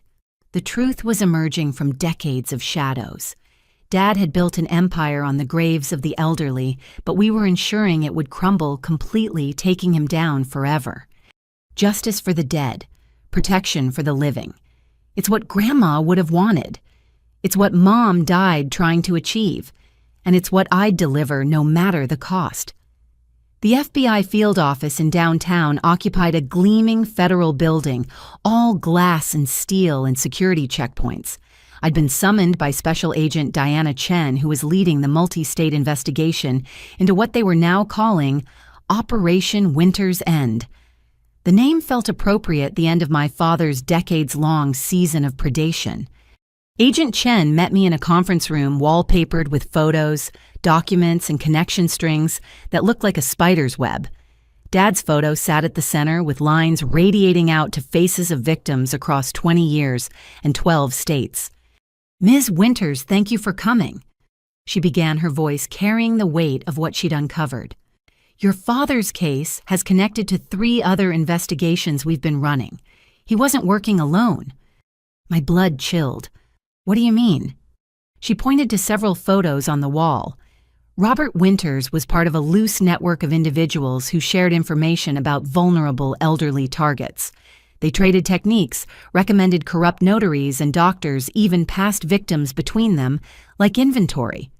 One face stood out among the accomplices: Dr. Marcus Henley, a geriatrician who'd been quietly helping elder abusers by providing medical cover for poisonings and mental capacity evaluations. Another was Patricia Vance, a estate planning attorney who'd helped create fraudulent documents for dozens of schemes. Sharon McKnight Winters has been invaluable, Agent Chen continued. She provided access to encrypted communications between your father and these associates. They called themselves the Inheritors, like it was some kind of gentleman's club instead of a criminal conspiracy. She showed me printouts of messages that turned my stomach. Dad bragging about his success rate, sharing tips on optimal drug combinations, recommending targets to associates in other states. The casualness of their evil was breathtaking. This message particularly concerns us, Agent Chen indicated. Sent 2 weeks before your grandmother's death. I read Dad's words to Dr. Henley. Rose is getting suspicious. Might need your special house call soon, the one that ends with natural causes on the death certificate. He was planning to murder her. I whispered, though part of me had suspected this truth. We believe your grandmother's decision to create the video will and change her estate planning disrupted his timeline, Agent Chen explained. She moved too fast for him to implement his plan. Her natural death 3 years ago was just that natural despite his intentions. Relief and horror warred in my chest. Grandma had died peacefully in her sleep, but only because she'd outmaneuvered her own son's murder plot. How had she lived with such knowledge? How had she smiled at family dinners knowing what he was? There's more, Agent Chen said, pulling out another file. We've connected your father to suspicious deaths in assisted living facilities where Dr. Henley had privileges, elderly residents who died unexpectedly after recent changes to their wills. We're exhuming bodies for toxicology testing. The numbers were staggering. Potentially 30 victims over 20 years, though proving murder this long after would be challenging. Still, the pattern was clear. Dad and his network had turned elder murder into an industry. What do you need from me? I asked, though the investigation's thoroughness was already overwhelming. Access to everything your grandmother left regarding your father. She was building a case for years. Her evidence might help us identify victims we haven't found yet. I agreed immediately, arranging to deliver Grandma's files that afternoon. As I prepared to leave, Agent Chen stopped me with one more revelation. Your father kept trophies, she said quietly. Items from each victim. We found them in a climate-controlled storage unit. Would you be able to identify anything that belonged to your mother? The drive to the FBI evidence warehouse passed in a blur. I'd thought I was prepared for more horror, but seeing Dad's trophy collection nearly broke me. Hundreds of items carefully labeled and preserved jewelry, watches, family photos, even locks of hair. The methodical organization spoke to a level of sociopathy I couldn't fathom. Marie Winters, 1991. The evidence technician read from a label. Inside the clear bag was Mom's wedding ring, the one Dad claimed had been lost in the accident. Her driver's license, supposedly destroyed in the fire. A photo of her holding baby me, one I'd never seen before. And horrifyingly, a small vial of brake fluid labeled "Backup Plan Unnecessary." He sabotaged her car, I said numbly. He kept proof of his own crime like a souvenir. Agent Chen nodded grimly. It's common with serial killers. They relive their crimes through these items. Your father saw each death as an achievement worth commemorating. I identified what I could each item, a gut punch of recognition. Great-Grandma Sarah's rosary, a pocket watch I remembered her father carrying, pieces of my family's history stolen and cataloged by the very person who should have protected them. Back at the prosecutor's office, the scope of the investigation continued expanding. Torres had connected Dad to 3 more suspicious deaths through financial records. Sharon provided detailed testimony about his methods turning state's evidence with a vengeance born of her own betrayal. He chose me specifically. She told the grand jury in recorded testimony I was allowed to review. Researched my financial situation, my mother's assets, even my psychological profile from social media. I wasn't a wife. I was a business acquisition. The grand jury had already returned indictments on 47 federal counts. State charges would follow. Dad faced multiple life sentences if convicted, though his new attorney was fighting every charge with expensive vigor. Where's he getting the money for Reginald Blackwood? I asked Torres, recognizing the name of one of the nation's premier defense attorneys. That's what we're trying to figure out, Torres admitted. Blackwood doesn't come cheap, and we've frozen all known assets. Someone's funding this defense, but we don't know who. The answer came from an unexpected source. Bethany Coleman had continued her own investigation, following financial trails the FBI had missed. She arrived at my house that evening with a laptop and a grim expression. "I found shell companies," she announced. "Your father was smart, but he trusted the wrong people. Dr. Henley kept records of their shared accounts, probably as insurance. When the FBI arrested Henley yesterday, his wife gave them everything. The records showed millions hidden in offshore accounts, money stolen from dozens of victims over decades. But more interesting was a recent transfer of $500,000 to Blackwood's firm from an account linked to Patricia Vance, the corrupt attorney. She's trying to keep him quiet," Bethany explained. "If your father talks, her entire career implodes. She's probably got her own trophy collection somewhere." We turned the information over to Agent Chen, who seemed unsurprised. Criminals always turn on each other eventually. Vance just made a crucial mistake. That transfer gives us probable cause for a much deeper investigation into her activities. The next morning brought coordinated raids across 3 states. Patricia Vance was arrested at her country club, hauled away in handcuffs, while her society friends watched in shock. Dr. Henley's medical license was revoked pending trial. 2 other members of the Inheritors were caught trying to flee the country. Dad's network was collapsing each arrest, bringing more evidence and connections. The investigation had grown far beyond one man's crimes to expose a hidden industry of elder exploitation. Media coverage was intense, with experts calling it the largest elder abuse case in U.S. history. I gave another carefully controlled interview, this time with a national news magazine. "My father didn't act alone," I emphasized. "He was part of a network that treated our elderly like ATMs to be emptied. This isn't about one bad person, but a system that failed to protect the vulnerable." The response was immediate. Elder advocacy groups gained new members and funding. Legislation was proposed to strengthen penalties for elder abuse. Families nationwide began checking on elderly relatives, questioning sudden health changes or financial decisions.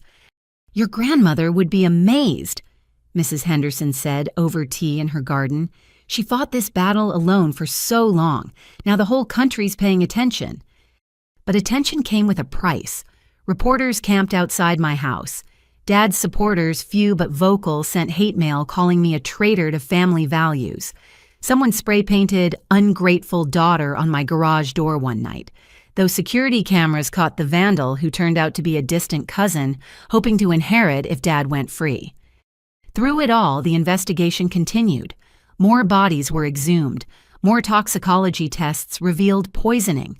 The death toll rose to confirmed 15, with another 20 suspected but unprovable. Dad's journal proved invaluable, providing dates and details that corroborated forensic evidence. One entry particularly haunted me. Marie growing suspicious about the tea. Need to accelerate timeline. Break lines easier than slow poisoning. Make it look random. Natalie young enough to forget details. Rose will take her in solve custody problem. He'd planned my mother's murder with the same casual efficiency as a grocery list. My entire life shaped by his calculation that a 5-year-old would forget trauma and a grandmother would provide free childcare while he spent the insurance money. Sharon visited again this time to deliver more evidence. She looked healthier, the stress of living with Dad replaced by the different burden of redemption. "I found these hidden in our house," she said, handing over USB drives. "He didn't know I knew about his hiding spots. There's video." The drives contained surveillance footage Dad had secretly recorded of victims in their homes. He'd installed hidden cameras during visits documenting their deterioration as his poisons took effect. The FBI tech team called it the most disturbing evidence they'd ever processed. "Why?" I asked Sharon. "Why would he record their suffering?" "Control," she answered simply. "He needed to see his power over them. The money was almost secondary. He enjoyed watching them trust him while he destroyed them. I think he's a psychopath, Natalie. The real kind, not movie dramatics. He doesn't feel what we feel. Agent Chen confirmed this assessment after Dad underwent psychiatric evaluation. Antisocial personality disorder with narcissistic features. No empathy, no remorse, sees other people as objects to manipulate.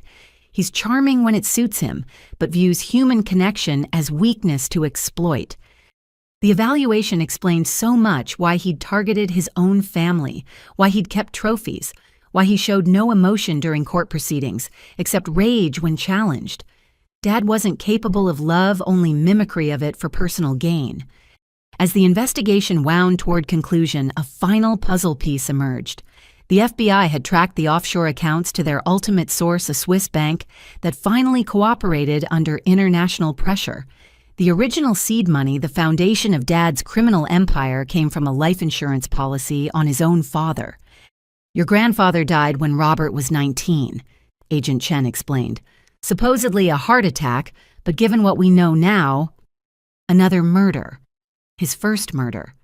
Dad had killed his own father for seed money to start his enterprise. The depravity was complete, a lifetime of parricide and greed dressed up as family devotion.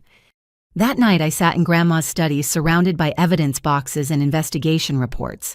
The full scope of Dad's crimes was finally clear: at least 20 murders, dozens more attempted murders, hundreds of thousands stolen families destroyed across decades, all because one man saw relatives as resources rather than relationships. But from this evil had come unexpected good. The Rose Winters Foundation was officially incorporated with Linda Maria Eleanor and others as board members. Bethany was writing a book about recognizing elder predators. New legislation bore Grandma's name. The victims had become advocates, their pain transformed into purpose. The phone rang, showing Torres's number. Natalie, thought you should know. Your father fired Blackwood. He's representing himself at trial. Says no lawyer understands his vision well enough to defend him. I almost laughed at the narcissism. Dad would defend himself, confident in his ability to manipulate anyone. He didn't understand that his journal, his trophies, his own recordings had already convicted him. The trial was just formality now. Looking at Grandma's portrait, I raised my teacup in a toast. We got him, I whispered. All of them. The network's broken, the victims are united, and he'll never hurt another grandmother. You protected me long enough to finish what you started. The house felt peaceful, as if a long battle had finally ended. Tomorrow would bring trial preparation and more revelations. But tonight I could rest, knowing the investigation was complete. Dad's winter of predation was over. Spring would come with justice. The federal courthouse in the city center had never seen media coverage quite like this. News vans lined the street, reporters from national outlets jostled for position, and security had tripled for what journalists were calling the trial of the century for elder abuse cases. I arrived early with Torres and Agent Chen, avoiding the main entrance through a secured side door. Your father's been busy in jail, Torres informed me as we settled in the prosecutor's preparation room. He's filed 17 motions, all handwritten, all delusional. He's claiming everything from conspiracy to frame him to accusations that you're not actually his daughter. The last claim stung, though I shouldn't have been surprised. Dad would say anything, destroy anyone to save himself. His narcissism had reached new heights in custody, demanding special meals, private cells, and access to law libraries to prepare his defense. He's also been corresponding with supporters, Agent Chen added, showing me printed emails from monitoring. A small but vocal group who believe he's a victim of family betrayal. They're funding his commissary account and spreading conspiracy theories online. I'd seen the websites, the forums where Dad was painted as a devoted son destroyed by a greedy daughter. They'd edited photos, taken quotes out of context, created an alternate reality where he was the victim. It would have been laughable if it wasn't so toxic. Ready? Torres asked as the courtroom opened. Walking into the packed gallery felt like entering an arena. I recognized many faces, Linda Patterson and Maria Gonzalez in the front row. Eleanor McKnight in her wheelchair, beside a healthier-looking Sharon Bethany Coleman with her laptop for notes. Behind them sat dozens more victims and families united in their demand for justice. The defense table sat empty until the bailiffs brought Dad in. Prison had aged him dramatically. His silver hair had thinned, his expensive tan faded to sallow gray. But his eyes remained cold and calculating, scanning the room like a predator studying prey. He wore a suit that hung loose on his diminished frame, trying to project authority he no longer possessed. "All rise for the Honorable Judge Margaret Thornton," the bailiff announced. Judge Thornton commanded respect with her mere presence. Known for her no-nonsense approach and particular harshness toward financial predators, she'd been specially assigned given the case's complexity. Her opening remarks set the tone. "Mr. Winters, you've chosen to represent yourself against advice of counsel. I'll warn you, once I will not tolerate grandstanding, irrelevant speeches or disrespect in my courtroom. You'll follow procedure or be removed. Understood?" Dad stood with exaggerated dignity. "Your Honor, I understand perfectly. I look forward to revealing the conspiracy against me orchestrated by my ungrateful daughter and her accomplices." Several victims audibly scoffed. Judge Thornton's gavel came down sharp. "Mr. Winters, that's your first warning. Refer to witnesses and victims respectfully or not at all." The prosecution's opening statement was devastating in its simplicity. Torres laid out 20 years of predation with clinical precision using Dad's own journals and recordings as a roadmap. The screen showed faces of the confirmed dead elderly people who'd trusted the wrong person with fatal results. "Robert Winters didn't just steal money," Torres concluded. "He stole final years, final moments, final chances to say goodbye. He turned family love into a weapon, and elderly trust into a death sentence. The evidence will show a pattern of evil that shocks the conscience." Dad's opening was exactly what I'd expected: narcissistic rambling disguised as legal argument. He claimed the journals were fiction, the recordings were edited, the witnesses were lying for money. He painted himself as a successful businessman, targeted by jealous relatives and corrupt prosecutors. "Even my own daughter," he gestured dramatically toward me, "conspires against her father for inheritance. She manipulated my poor mother, turned her against her only son. This trial is about greed, but not mine." Several jurors looked skeptical already. Dad had made the classic mistake of a narcissist assuming his charm worked on everyone when it had long since curdled into obvious manipulation. The first witness was Sharon, who took the stand with visible nervousness but clear determination. Under Torres's gentle questioning, she laid out their relationship, the targeting of her mother, the escalating schemes. "He never loved me," she said quietly. "I was a means to an end. Every kiss, every kind word, every promise was calculated to get closer to my mother's money." Dad's cross-examination revealed his true nature. "Isn't it true you pursued me?" he demanded. "That you lied about your finances to seem more successful?"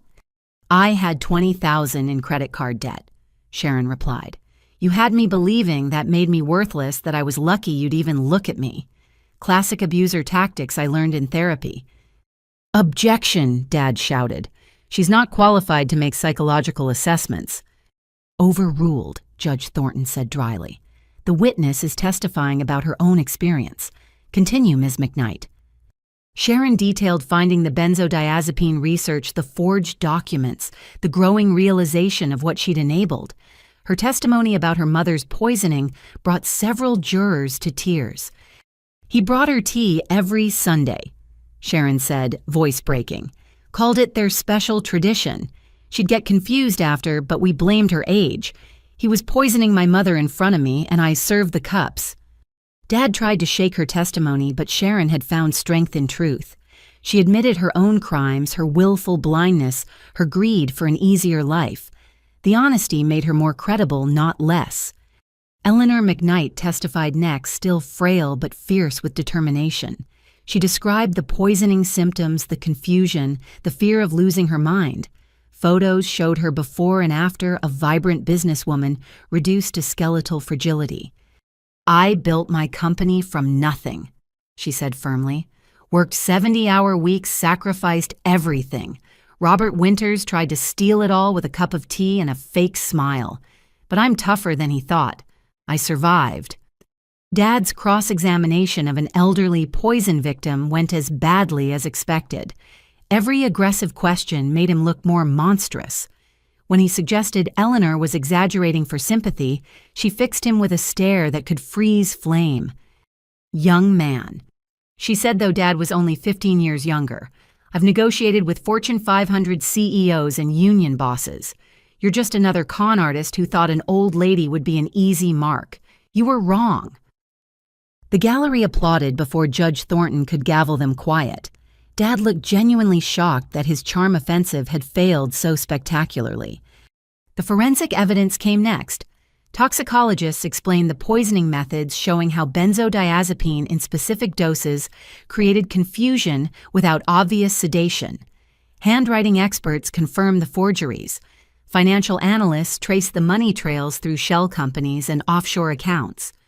"Mr. Winters was remarkably organized," one expert testified. "His financial records read like a masterclass in elder fraud. He documented everything, apparently believing he'd never be caught." Dad tried to challenge the evidence on technical grounds, but his legal knowledge was Wikipedia deep. Judge Thornton grew increasingly frustrated with his objections, finally threatening contempt if he continued disrupting testimony with irrelevant challenges. Then came the trophy evidence. The FBI presented the storage unit's contents with devastating effect. Item after item appeared on screen, each representing a life stolen. The jurors looked sick as the scope became clear. "These aren't souvenirs," Agent Chen testified. "They're trophies. Serial killers often keep them to relive their crimes. Mr. Winters labeled each item with victim names and dates, creating a catalog of conquests." When Mom's items appeared on screen, I had to leave the courtroom. Linda Patterson followed, finding me sobbing in the hallway. "First time's the hardest," she said gently. "Seeing proof of what you suspected. But you're strong, just like your grandmother knew you'd be. We'll get through this together." We returned to find Dad attempting to cross-examine Agent Chen about the chain of custody. She calmly destroyed every challenge, her FBI training evident in precise answers that left no room for doubt. "Mr. Winters," she said when he persisted, "your fingerprints are on every trophy. Your handwriting is on every label. Your DNA is on items that should have been destroyed in fires or accidents. There is no question of authenticity." The most damaging testimony came from Dr. Marcus Henley, who'd flipped completely in exchange for a reduced sentence. He detailed their partnership with clinical detachment, explaining how he'd provided medical cover for murders. "Robert would identify targets, I'd become their doctor," he testified. "A little too much medication here, a misdiagnosis there. Natural causes on the death certificate, no autopsy required. We refined it to an art." "You murdered people," Torres stated flatly. "We expedited inheritances," Henley corrected with chilling calm.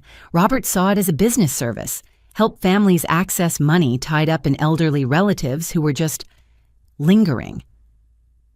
The gallery erupted in disgust. Several victims' families had to be restrained. Judge Thornton threatened to clear the courtroom if outbursts continued, though her own expression showed she shared their revulsion. Dad's cross-examination of his former partner was a disaster. Henley had no loyalty left, answering every question with damning honesty. He revealed 3 murders Dad hadn't even documented, elderly patients whose deaths had been particularly profitable. "You were always sloppy," Henley told Dad directly. "Keeping trophies, writing everything down. I told you it would be your downfall, but you needed the admiration needed to relive your cleverness. Classic narcissistic behavior." Having his personality dissected by a fellow predator clearly enraged Dad. His mask slipped completely as he screamed at Henley, calling him a traitor and threatening revenge. Judge Thornton held him in contempt, ordering a recess while Dad was forcibly removed. "Ladies and gentlemen," she addressed the jury, "the defendant's behavior is not evidence of guilt, though you may consider demeanor when assessing credibility. We'll resume tomorrow after Mr. Winters has calmed himself." That evening, the Victims' Coalition met at my house. The trial was going better than hoped, Dad's self-representation turning into self-destruction. But the emotional toll was evident on every face.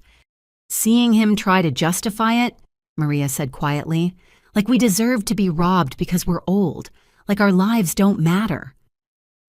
"They matter," Bethany said firmly. "Every single life he stole matters. That's why we're here. That's why we're fighting. Not just for justice, but for recognition that elderly lives have value beyond bank accounts." Eleanor, growing stronger by the day, raised her teacup. "To the ones who aren't here to testify, we carry their voices now." We toasted with tea in Grandma's china cups, a ritual of remembrance and resolve. Each woman in the room had been touched by Dad's evil, but we'd transformed trauma into purpose. The Rose Winters Foundation already had applications for help from dozens of families suspecting elder abuse. "Your grandmother started this," Linda told me, "but you're finishing it.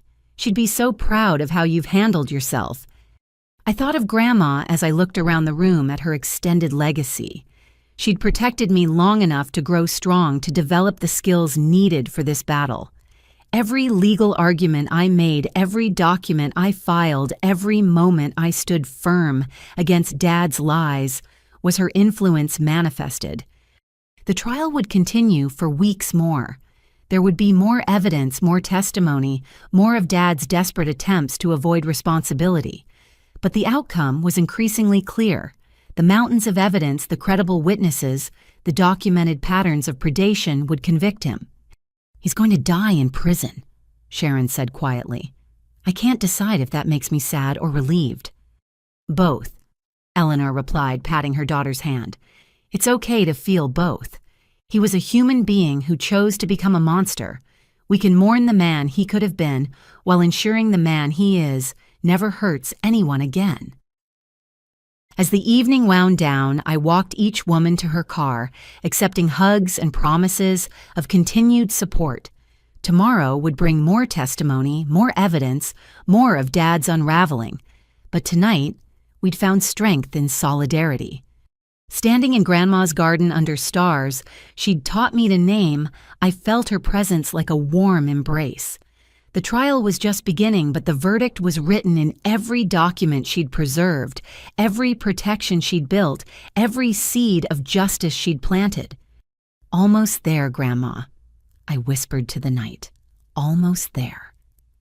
2 weeks into the trial, Sharon McKnight Winters sat in my living room, hands wrapped around a mug of chamomile tea.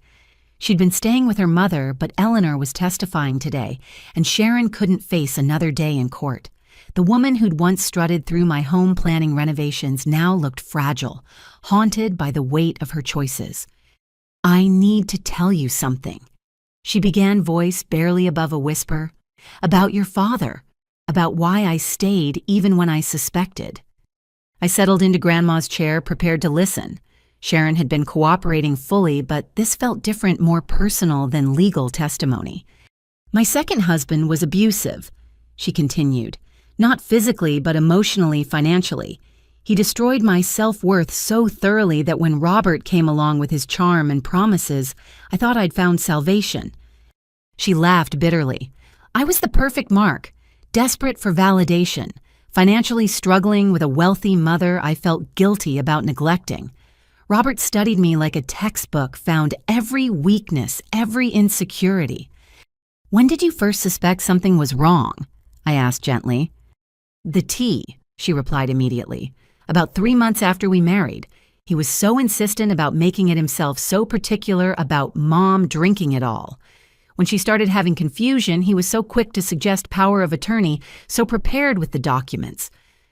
Her hands trembled around the mug, but I pushed the doubts away, told myself I was being paranoid, that Robert loved us, that he was just being practical. The alternative, that I'd married another predator, was too horrible to consider. "What changed?" "Finding his journal," Sharon said. Not the main one the FBI has, but a smaller one he kept in his car. Just notes, really, but they were about other women. Names, ages, assets, and whether they had elderly relatives. I realized I wasn't special. I was just one option he'd selected. She pulled out a small notebook, handing it to me with shaking hands. Dad's handwriting filled pages with clinical assessments of potential targets. Sharon's entry was circled in red. Sharon M., 48, divorced, twice 20,000, debt mother. Eleanor owns commercial properties worth $4.2 million. Vulnerable to affection, responds well to financial security promises. Approach at financial planning seminar. He hunted me, Sharon said simply. Researched my life, my vulnerabilities, my mother's assets. I was a business acquisition, not a wife. The moment I realized that, everything clicked into place. Why didn't you leave then? Fear, she admitted. I'd seen what he did to people who opposed him, the legal threats, the character assassination. And by then I was complicit.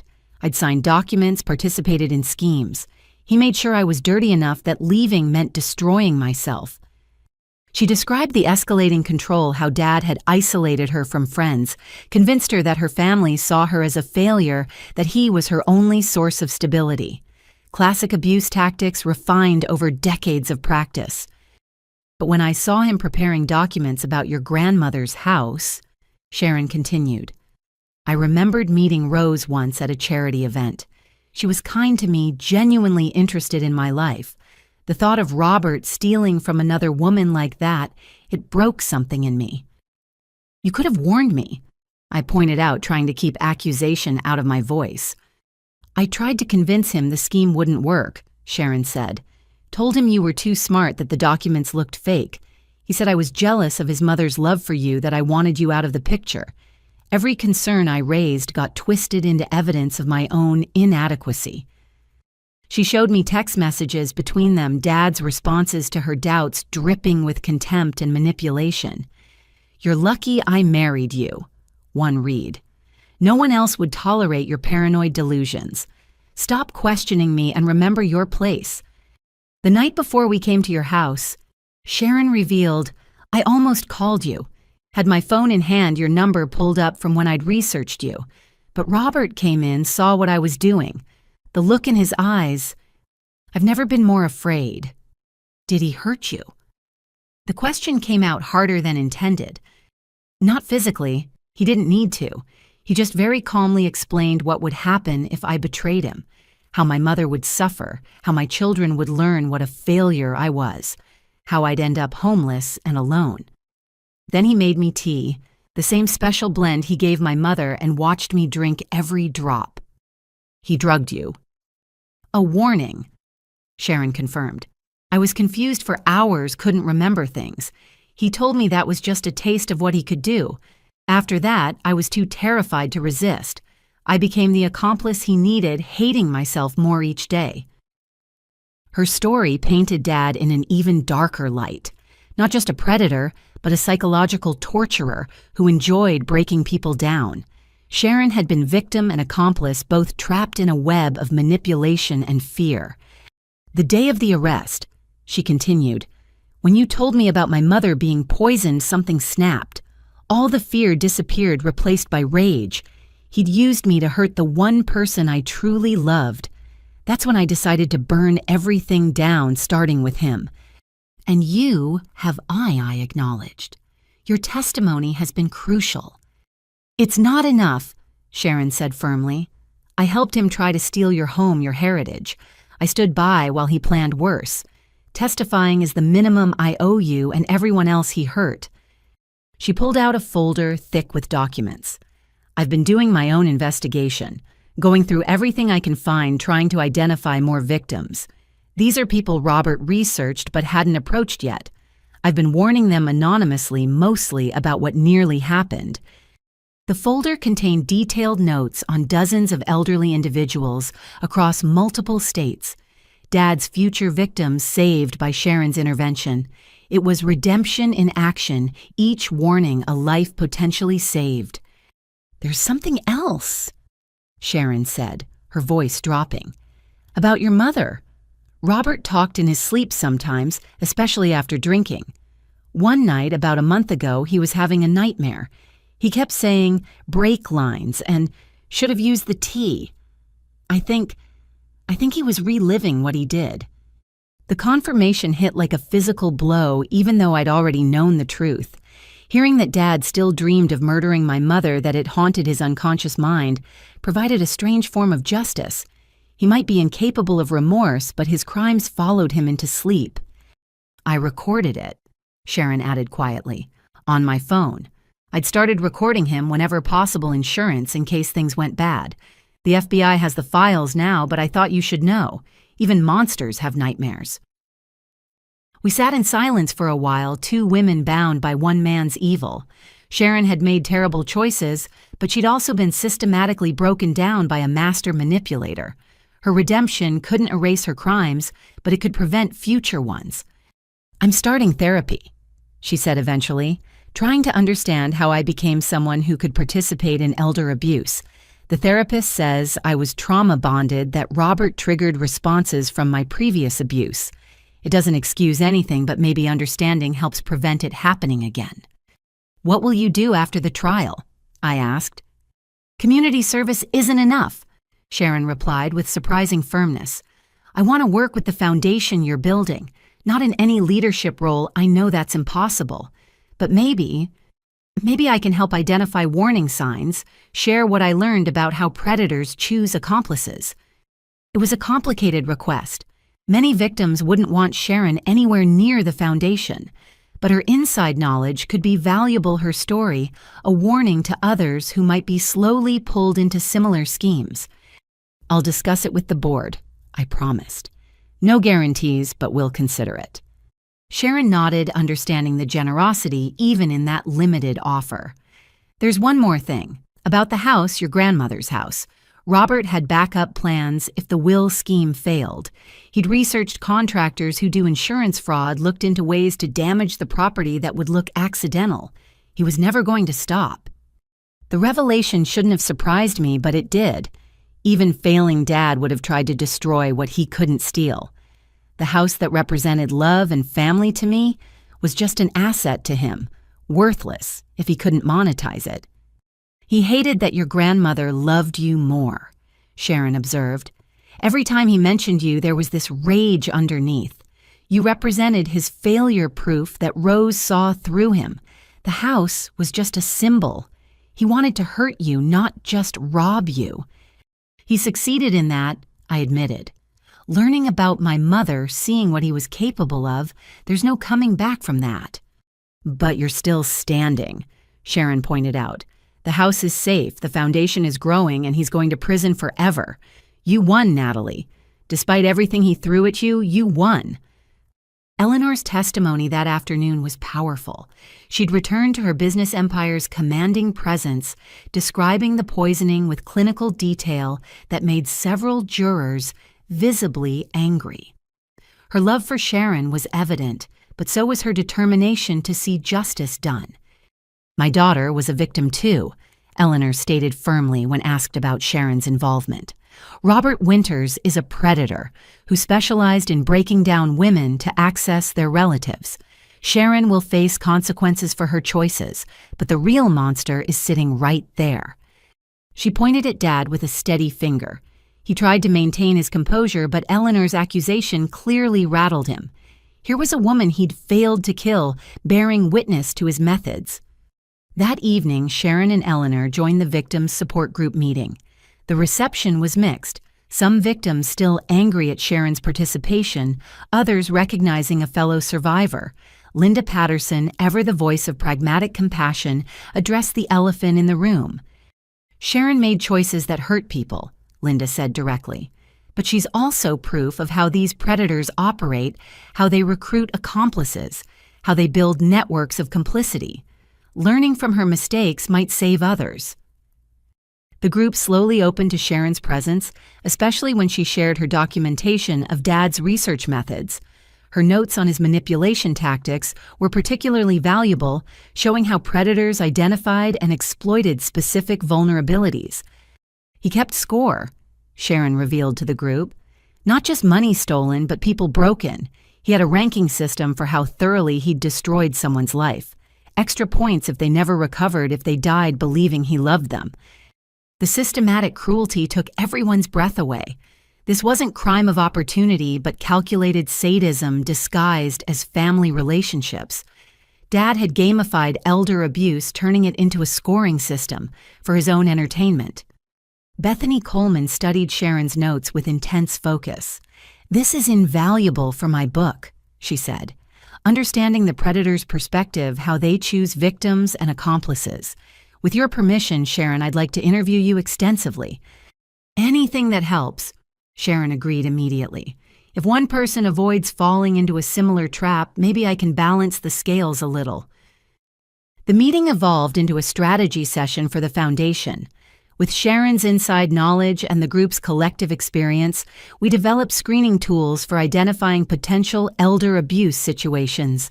Red flags that seemed obvious in hindsight became teaching points for future prevention. "Isolation is key," Maria's daughter Angela noted, typing rapidly on her laptop. "The predator always tries to separate the victim from support systems. If someone new is suddenly gatekeeping access to an elderly relative, that's a warning sign." "Changes in documentation," Eleanor added.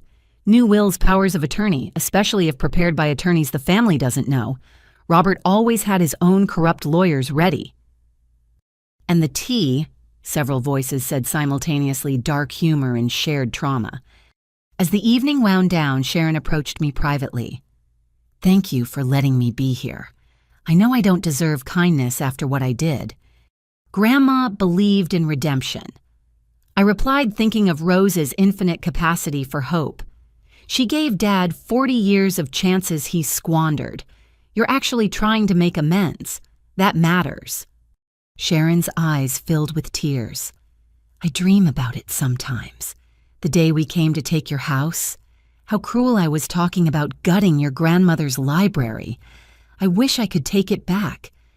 "You can't," I said simply, "but you can make sure it never happens to anyone else. That's what the foundation is about. Not just punishment, but prevention." As Sharon and Eleanor left together, the bond between them, visibly stronger despite the trauma, I reflected on the complex nature of justice. Dad would pay for his crimes, spend his remaining years in prison. But true justice meant more than punishment. It meant healing for survivors, protection for future victims, and systematic change to prevent similar predations. Sharon's redemption arc wasn't complete, and might never be. She'd face her own legal consequences, live with the shame of her choices, struggle to rebuild trust with everyone, including herself. But she was trying, and in the shadow of Dad's absolute evil, her effort at reformation shone brighter. The trial would continue tomorrow. More evidence, more testimony, more of Dad's increasingly desperate attempts to avoid responsibility. But something had shifted with Sharon's full cooperation. The predator's methods were exposed not just through his victims, but through his accomplice, providing a complete picture of how such evil operated. "We see you now," I whispered to Dad's photo in the evidence file. "All your tricks, all your manipulations, all your careful planning. We see it all, and we're going to stop others like you." The foundation had found an unexpected ally in Sharon McKnight Winters. Complicated, compromised, but ultimately committed to preventing others from falling into the same trap. It wasn't the justice story anyone expected, but it was the one we got. And maybe, just maybe, it was enough. 3 days before I was scheduled to testify, Torres called an emergency meeting. His usually calm demeanor showed cracks of concern as he spread new documents across the conference table. "Your father's been busy in jail," he began. "He's filed a motion claiming incompetent counsel, saying his previous attorney, the one he fired, sabotaged his case. He wants a mistrial." "Can he do that?" My stomach clenched at the thought of starting over. "He can try," Torres replied. "But Judge Thornton isn't easily fooled. The bigger issue is this." He pushed a handwritten document toward me. "He's subpoenaed character witnesses, including some names that surprised us." I read through the list, recognizing most as distant relatives or former business associates. But 3 names made my blood run cold: Jennifer Walsh, my college roommate; David Chen, my ex-fiancé; and Patricia Simmons, my therapist from a decade ago. "He can't subpoena my therapist," I protested.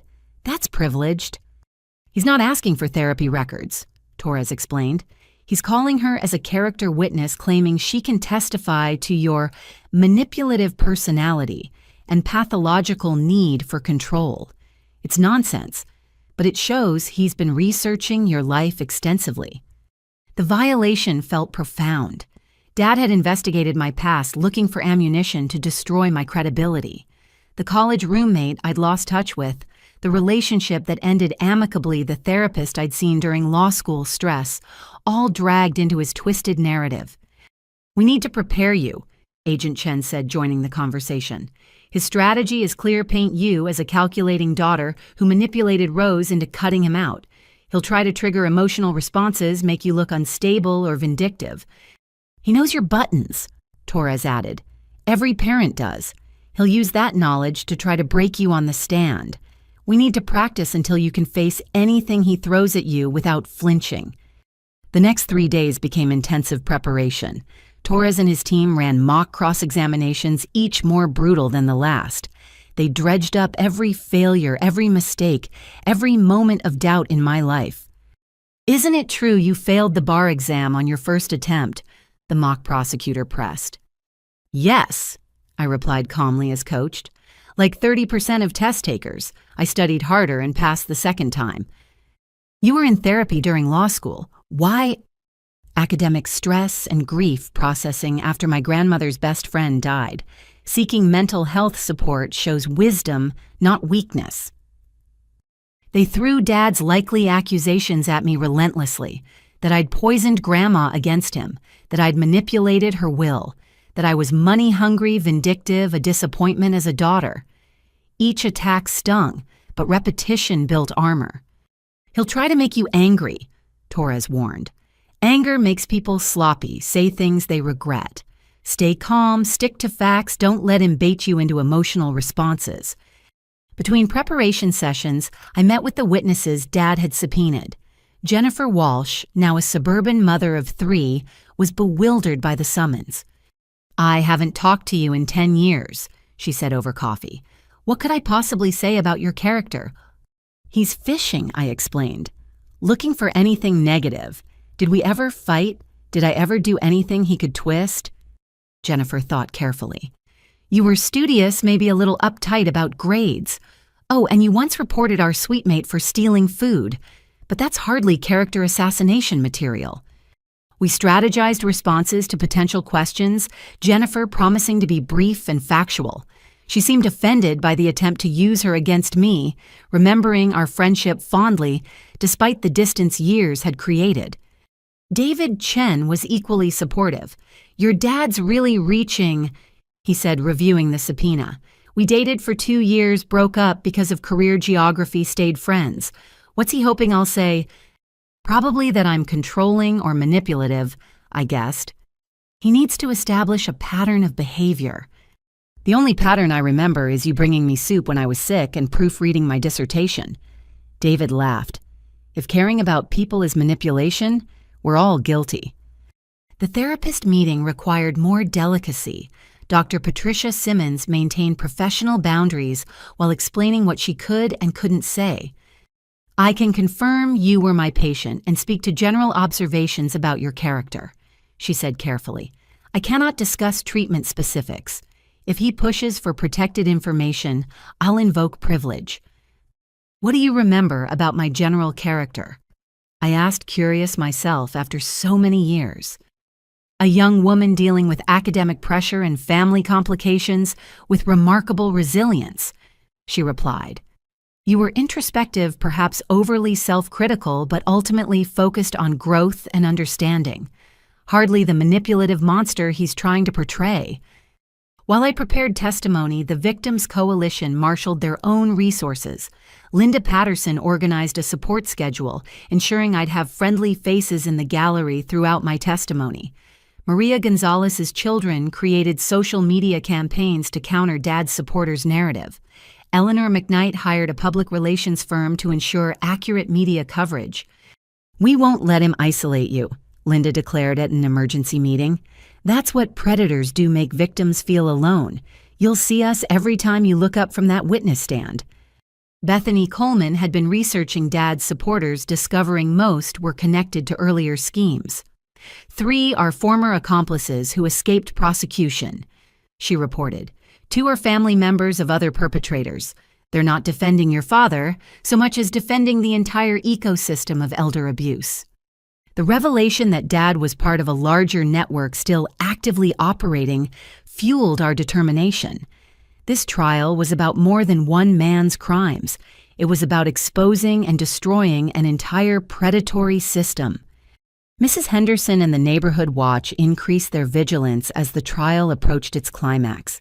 She reported suspicious cars driving slowly past my house, individuals photographing the property. "Your father's supporters are getting bold," she warned. "Keep your security system armed. Don't answer the door for strangers." The threat felt real but distant, overshadowed by preparation for testimony. Torres ran through my testimony outline repeatedly, ensuring every word was precise, every emotion controlled.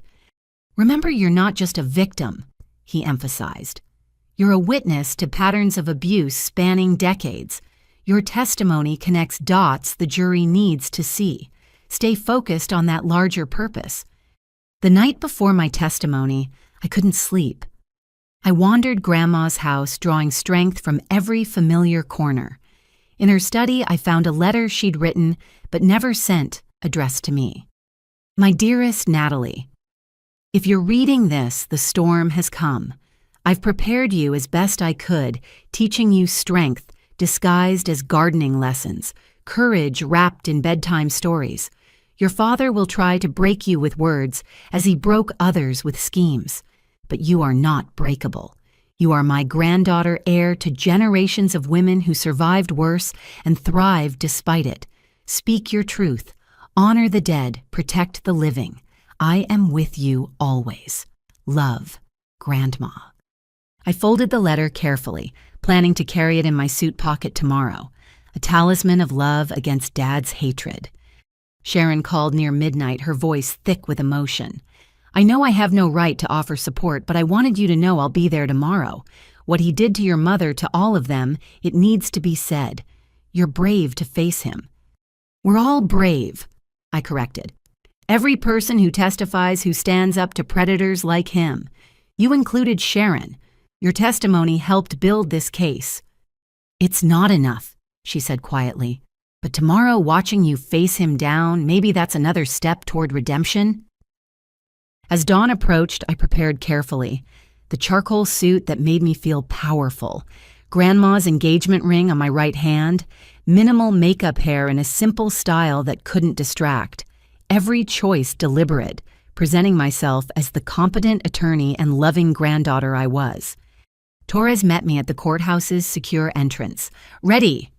"No," I admitted, "but I'll do it anyway." "That's courage," he said simply. "Doing what's necessary despite fear. Your grandmother would be proud." The courtroom was packed, every seat filled with victims, supporters, media, and Dad's small but vocal contingent. I took the witness stand, placing my hand on the Bible, swearing to tell the truth. The same oath Dad had taken while lying through every word. Judge Thornton nodded to Torres. "You may begin." As Torres led me through preliminary questions, establishing my relationship to Dad and Grandma, I found my rhythm. The preparation paid off, answers flowing smoothly, emotion present, but controlled. I was not just Natalie, the granddaughter, but Natalie, the attorney, presenting evidence with professional precision. "Please describe your father's relationship with your grandmother," Torres prompted. "Complex and ultimately exploitative." I replied the words practiced but true. He presented himself as a caring son while systematically stealing from her for 40 years. She loved him despite knowing what he was hoping he'd change. That hope was weaponized against her. I detailed the thefts, the schemes, the escalating boldness of his crimes. The jury listened intently, several taking notes. In the gallery, Linda Patterson nodded encouragement while Mrs. Henderson dabbed at her eyes. "How did you discover the forged will?" Torres asked. I explained the morning of confrontation, Sharon's measurements, Dad's confident cruelty. Every detail rehearsed, but still painful to relive. The violation of my home, the casual destruction of Grandma's legacy, the assumption I'd fold under pressure. "What made you suspect forgery?" "Multiple factors." I listed them clinically. Wrong paper type, anachronistic formatting, incorrect bank information reference to deceased individuals, and a notary seal from someone convicted of fraud. My grandmother was meticulous. This document was amateur in comparison. Torres walked me through the evidence systematically. The video testimonies, the journals, the expanding investigation. I explained each piece's significance, connecting dots for the jury, building the narrative of a lifetime predator finally caught. "The defense will claim you manipulated your grandmother," Torres warned. "How do you respond?" "My grandmother graduated college when women were barely admitted, built a business, raised a family, accumulated wisdom over 93 years. I said, firmly meeting Dad's glare. "She was brilliant, independent, and absolutely nobody's fool. The suggestion that anyone could manipulate Rose Winters is insulting to her memory and intelligence." Torres concluded his questioning, and Judge Thornton called a brief recess before cross-examination. I stepped down, legs shaky but spirit strong. The first phase was complete. Now came the storm. In the hallway, the victims' coalition surrounded me with quiet support. Eleanor pressed a handkerchief into my hand. Maria whispered prayers in Spanish. Bethany showed me messages of support flooding social media. "You're doing amazingly," Linda assured me. "Clear, calm, credible. He's got nothing to counter that except bluster." But I knew Dad better than that. He'd been planning this cross-examination for weeks, maybe months.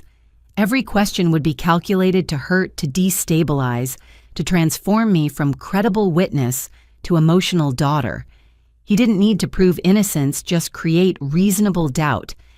"Ready," the bailiff called. I wasn't, but I returned to the witness stand anyway, Grandma's letter, a comforting weight in my pocket. Dad stood at the defense table, a predator preparing to strike.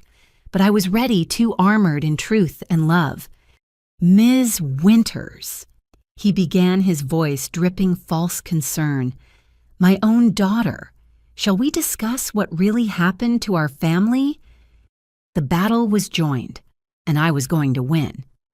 Dad approached the witness stand with theatrical deliberation, each step calculated for maximum impact. He'd changed into a freshly pressed suit during the break, attempting to project authority he no longer possessed. But I saw through the facade to the desperate man beneath. "Ms. Winters," he began, emphasizing the formality, "you claim I stole from your grandmother for 40 years. Do you have any proof from before 2010? "Your own journal entries dating back to 1985, I replied calmly. "Bank records showing forged checks. Great-Grandma Sarah's missing jewelry that appeared in pawnshop records with your signature. Allegedly, my signature," he corrected. "These could be forgeries themselves created to frame me." "The state's handwriting expert confirmed authenticity," I reminded him, as did 3 independent analysts. He shifted tactics. "You were 5 when your mother died. How can you testify about events you don't remember?" The question was meant to sting, and it did, but I was prepared. "I remember Mom and you fighting about money. I remember her hiding bank statements. I remember her telling me we might live with Grandma soon. Adult perspective clarifies childhood memories." "Or creates false ones," Dad suggested. "Isn't it convenient how your memories support your narrative?" "What's convenient," I shot back before Torres could object, "is how Mom's brake lines failed 2 days after visiting a mechanic you recommended. How her life insurance paid out exactly when you needed money. How you kept her wedding ring as a trophy." Judge Thornton sustained Torres's belated objection, but the damage was done. The jury had heard the accusation, seen Dad's flash of genuine surprise that I knew about the ring. Let's discuss your relationship with your grandmother. Dad pivoted. You moved in immediately after her death. Rather eager, weren't you? I moved in 3 months after her death following probate, I corrected. She left the house to me in a video-recorded will with 3 witnesses. Nothing eager about following legal procedures. But you'd been planning it, hadn't you, visiting more frequently in her final years, becoming indispensable? I visited frequently because I loved her. I helped care for her because she needed it. While you were absent, I was present. That's not manipulation, that's family. Dad's jaw tightened. He wasn't getting the emotional responses he wanted. Every attack met fact, every insinuation met truth. You mentioned I was absent, he said, false hurt creeping into his voice. Did you ever consider why? How your grandmother poisoned our relationship with her constant suspicion? She suspected you because you stole from her, I stated flatly. The poisoned relationship was your doing, not hers. So you say, Dad mused, turning slightly toward the jury. But isn't it possible she was becoming paranoid in her old age, seeing theft where there was only concern? No, I replied firmly. Grandma documented everything meticulously. Dates, amounts, evidence. Paranoia doesn't produce bank records and pawnshop receipts. He tried another angle. You're an attorney specializing in elder law. Quite convenient given this situation. Almost like you've been preparing for this moment. I specialize in contract law, I corrected. I take elder abuse cases pro bono because of what I witnessed growing up. Watching you exploit Grandma inspired me to protect others from predators like you. Predator. Dad's voice rose in practiced indignation. I'm your father. Biology doesn't excuse pathology. I responded, Torres's coaching echoing in my mind. You're my father genetically. But fathers protect their children. You tried to steal my inheritance and took out a life insurance policy on me without my knowledge. That's predation, not parenting. The mention of the insurance policy made several jurors shift uncomfortably. Dad hadn't expected me to know about that, his preparation failing to account for the investigation's thoroughness. That policy was for your protection, he claimed weakly. With you as sole beneficiary, how exactly would that protect me if I died? I let the implication hang heavy in the air. Judge Thornton intervened. Mr. Winters, move on to your next question. Dad shuffled papers, clearly rattled. His cross-examination was falling apart, each practiced attack, failing against simple truth. He tried several more angles over the next hour, questioning my financial motives, my relationship history, even my law school performance.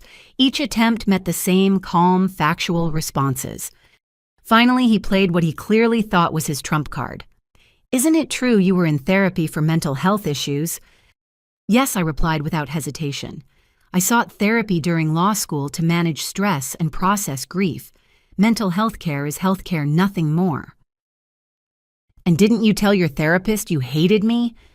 Torres objected immediately. Privileged communication, Your Honor. Sustained, Judge Thornton ruled. Mr. Winters, you know better. But Dad pressed on. Without revealing protected information, didn't you have documented emotional problems? I had documented emotional intelligence, I corrected. Seeking help when needed, processing complex feelings appropriately, unlike someone who drugs elderly women and keeps trophies of his murders. Objection, Dad shouted at his own witness. You can't object to your own question's answer, Judge Thornton said dryly, though the witness will refrain from editorial comments. As the hours dragged on, Dad's desperation became increasingly visible. His questions grew more erratic, jumping between topics without coherent strategy. He accused me of elder abuse, of forging documents myself, of conspiring with the victim's coalition for money.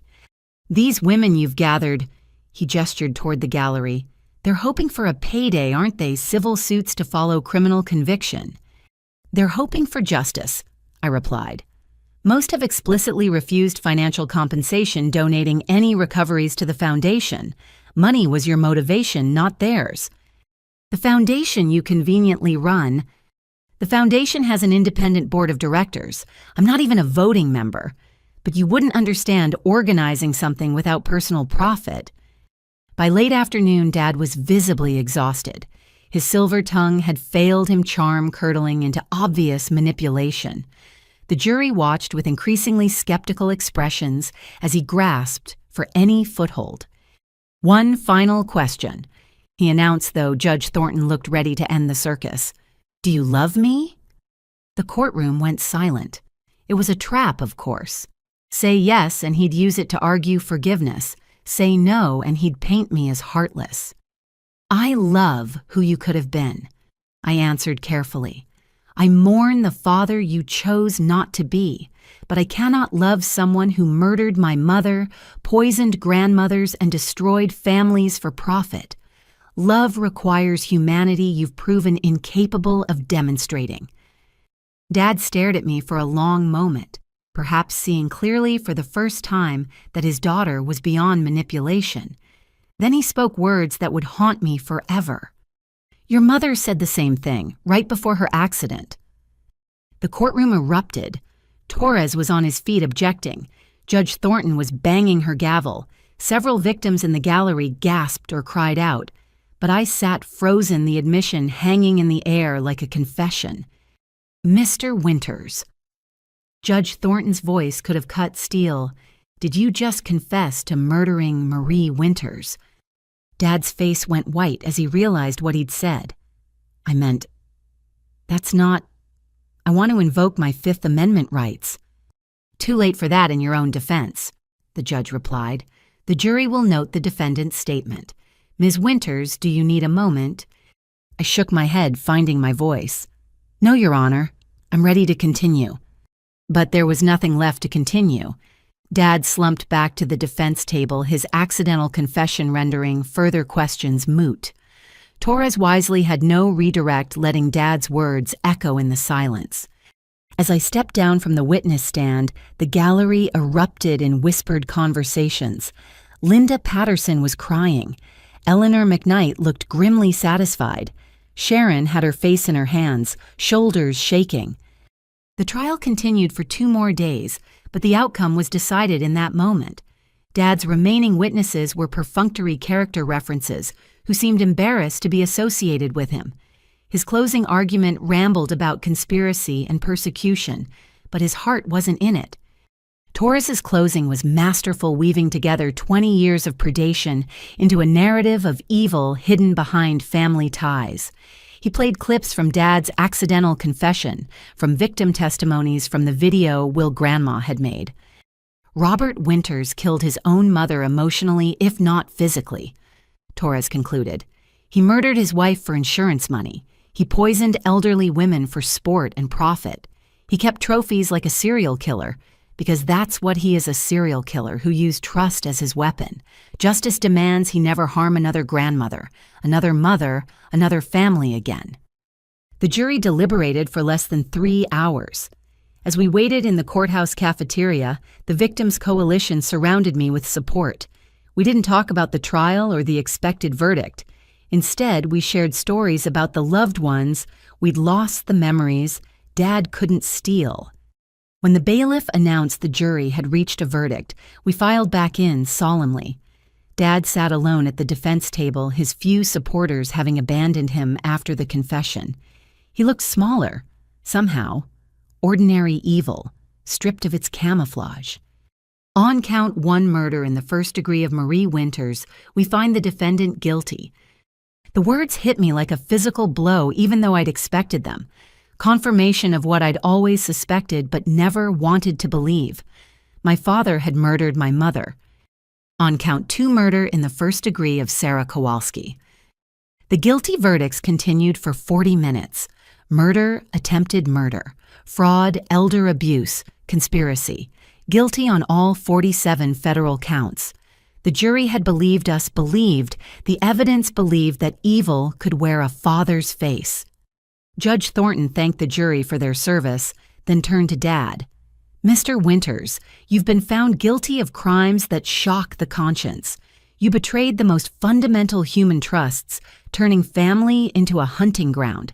Sentencing is scheduled for next month, but I'll note the federal guidelines suggest multiple life sentences. As the guards prepared to lead Dad away, he turned to look at me one last time. No remorse in his eyes, no recognition of wrongdoing, just cold hatred for the daughter who'd exposed him. "This isn't over," he mouthed silently. But he was wrong. It was over. His reign of terror, his network of accomplices, his decades of predation, all over. Outside the courthouse, media swarmed. I gave a brief statement focusing on the victims rather than victory. 20 years of stolen lives end today. But our work continues. The Rose Winters Foundation will ensure no family suffers what we've endured. Elder abuse thrives in shadows. We're bringing light. That evening, the coalition gathered at my house for a quiet celebration. No champagne or cheers, just tea and remembrance. We'd won, but victory felt hollow without the people we'd lost. "Your mom would be proud," Linda said softly. "You got justice for her and all of them." Sharon attended, still fragile but determined to make amends. "I know it doesn't mean much, but I'm sorry. For everything. For helping him, for not seeing what he was, for the pain I caused." "It means something," Eleanor assured her daughter. "Apologies don't erase harm, but they start healing. That's all any of us can do now, heal and help others." As the evening wound down, I found myself in Grandma's garden. The heritage tomatoes were blooming, defying Dad's plans to destroy them. Life persisting despite attempts to uproot it. Mrs. Henderson joined me as I'd known she would. "Quite a day," she observed. "Rose always knew it would come to this, prepared you for it without you even knowing." "She protected me while teaching me to protect myself," I agreed. "Even gone, she's still taking care of me."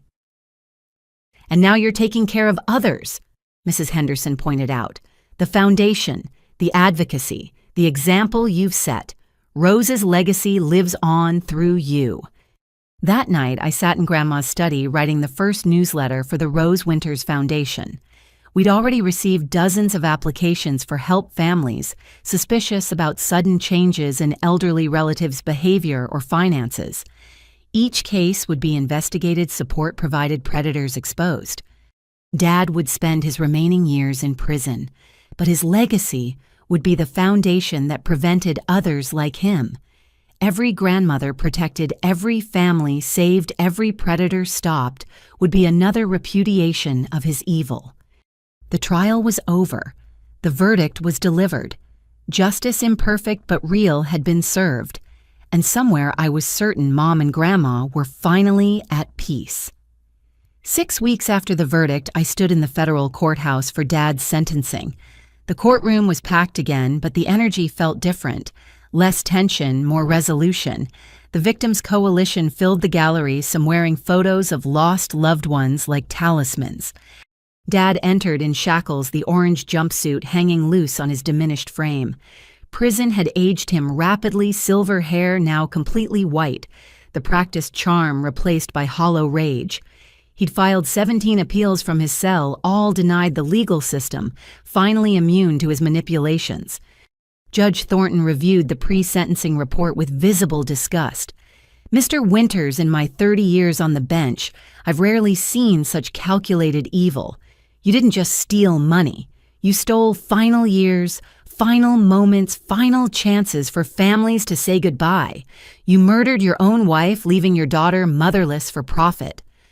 She continued through the victim impact statements that had been submitted.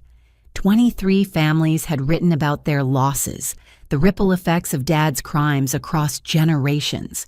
Children who'd lost inheritances, grandchildren who'd lost grandparents, spouses who'd watched loved ones deteriorate from mysterious illnesses.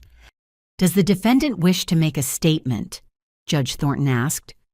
Dad stood slowly, his prepared speech clutched in shaking hands. But instead of reading it, he turned to stare at me with naked hatred. "My daughter destroyed our family," he said, voice raw. "She poisoned my mother against me, conspired with these vultures." He gestured at the gallery, "to steal my legacy. I'm the victim here. I've always been the victim." The delusion was complete. Even facing life in prison, Dad cast himself as the wronged party. No acknowledgement of his murders, his thefts, his decades of predation. In his mind, he remained the hero of his own story. Judge Thornton's expression could have frozen hell. Mr. Winters, your inability to accept responsibility only confirms the necessity of removing you from society permanently. On count 1, murder, in the first degree, I sentence you to life without the possibility of parole. She continued through each count, the sentences stacking like building blocks in a tower of justice. 3 life sentences for the murders, 25 years each for the attempted murders, 15 years for each fraud count. The total was meaningless arithmetic exercise in ensuring Dad would die in prison. Furthermore, Judge Thornton added, I'm ordering full restitution to all victims to be paid from any current or future assets. You will have no books written, no interviews given, no profit made from your crimes. Your story ends here in silence and confinement. As the guards led Dad away, he managed one last look at me. But instead of hatred, I saw something worse, absolutely nothing. No recognition of me as his daughter, no humanity at all. Just the blank stare of a predator removed from its hunting ground. Outside the courthouse, the media pressure was intense but different. The story had evolved from sensational crime to advocacy movement. I gave my prepared statement about the Foundation's work, then surprised everyone with an announcement. We're establishing the Marie Winters Memorial Scholarship, I revealed, for law students committed to elder advocacy. My mother never got to see me graduate, but her memory will help others fight predators, like the one who killed her. Sharon approached as the crowd dispersed. She'd been sentenced the week before 2 years probation and 500 hours of community service. The judge had recognized her cooperation and victim status, crafting a sentence that emphasized rehabilitation over punishment. I've enrolled in social work classes, she told me, focusing on elder care and abuse prevention. It's not enough, but it's something. It's a start, I acknowledged. Grandma always believed in education as redemption. The Foundation's work had exploded beyond our original scope. We'd hired full-time staff, established a hotline, created educational materials for families. Banks had started partnering with us to flag suspicious account activity. Medical professionals attended our seminars on recognizing drug-induced confusion. Your grandmother lit a match, Eleanor McKnight observed at our board meeting that afternoon. You've turned it into a wildfire of change. The impact was measurable. 3 elder abuse rings had been exposed using our identification methods. Dozens of families had intervened before theft or poisoning could occur. Legislation named for Grandma had passed in 7 states, increasing penalties and mandating reporting. But the personal aftermath was harder to navigate. I still lived in Grandma's house now, officially mine, but forever hers in spirit. Some nights I'd dream of Mom alive and laughing, warning me about Dad in words I hadn't understood as a child. Other nights Grandma visited my dreams, proud but sad, the weight of protecting me evident even in death. The trauma manifested in unexpected ways. I couldn't drink tea others prepared the association too strong. I obsessively checked locks installed. Excessive security started at unexpected doorbells. Trust even in innocent contexts came hard. It's normal, my new therapist assured me. You've discovered your entire life was shaped by a serial killer's choices. Processing that takes time. Bethany Coleman's book had been fast-tracked for publication. Inherited Evil Inside the World of Elder Predators was already generating advance buzz. She'd interviewed dozens of victims, creating a comprehensive guide to recognizing and stopping such crimes. I'm dedicating it to all the grandmothers, she told me over lunch, the ones we lost and the ones we saved. The book's publication coincided with a national conference on elder abuse that the Foundation co-sponsored. Prosecutors, social workers, medical professionals, and advocates gathered to share strategies. I delivered the keynote address standing before 500 people who dedicated their lives to protecting the vulnerable. My grandmother knew she couldn't stop her son alone. I began looking out at the sea of faces.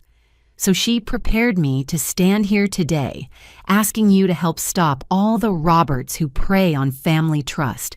Together, we're building a world where love isn't weakness and age isn't vulnerability. The response was overwhelming. New chapters of the foundation formed in 12 cities.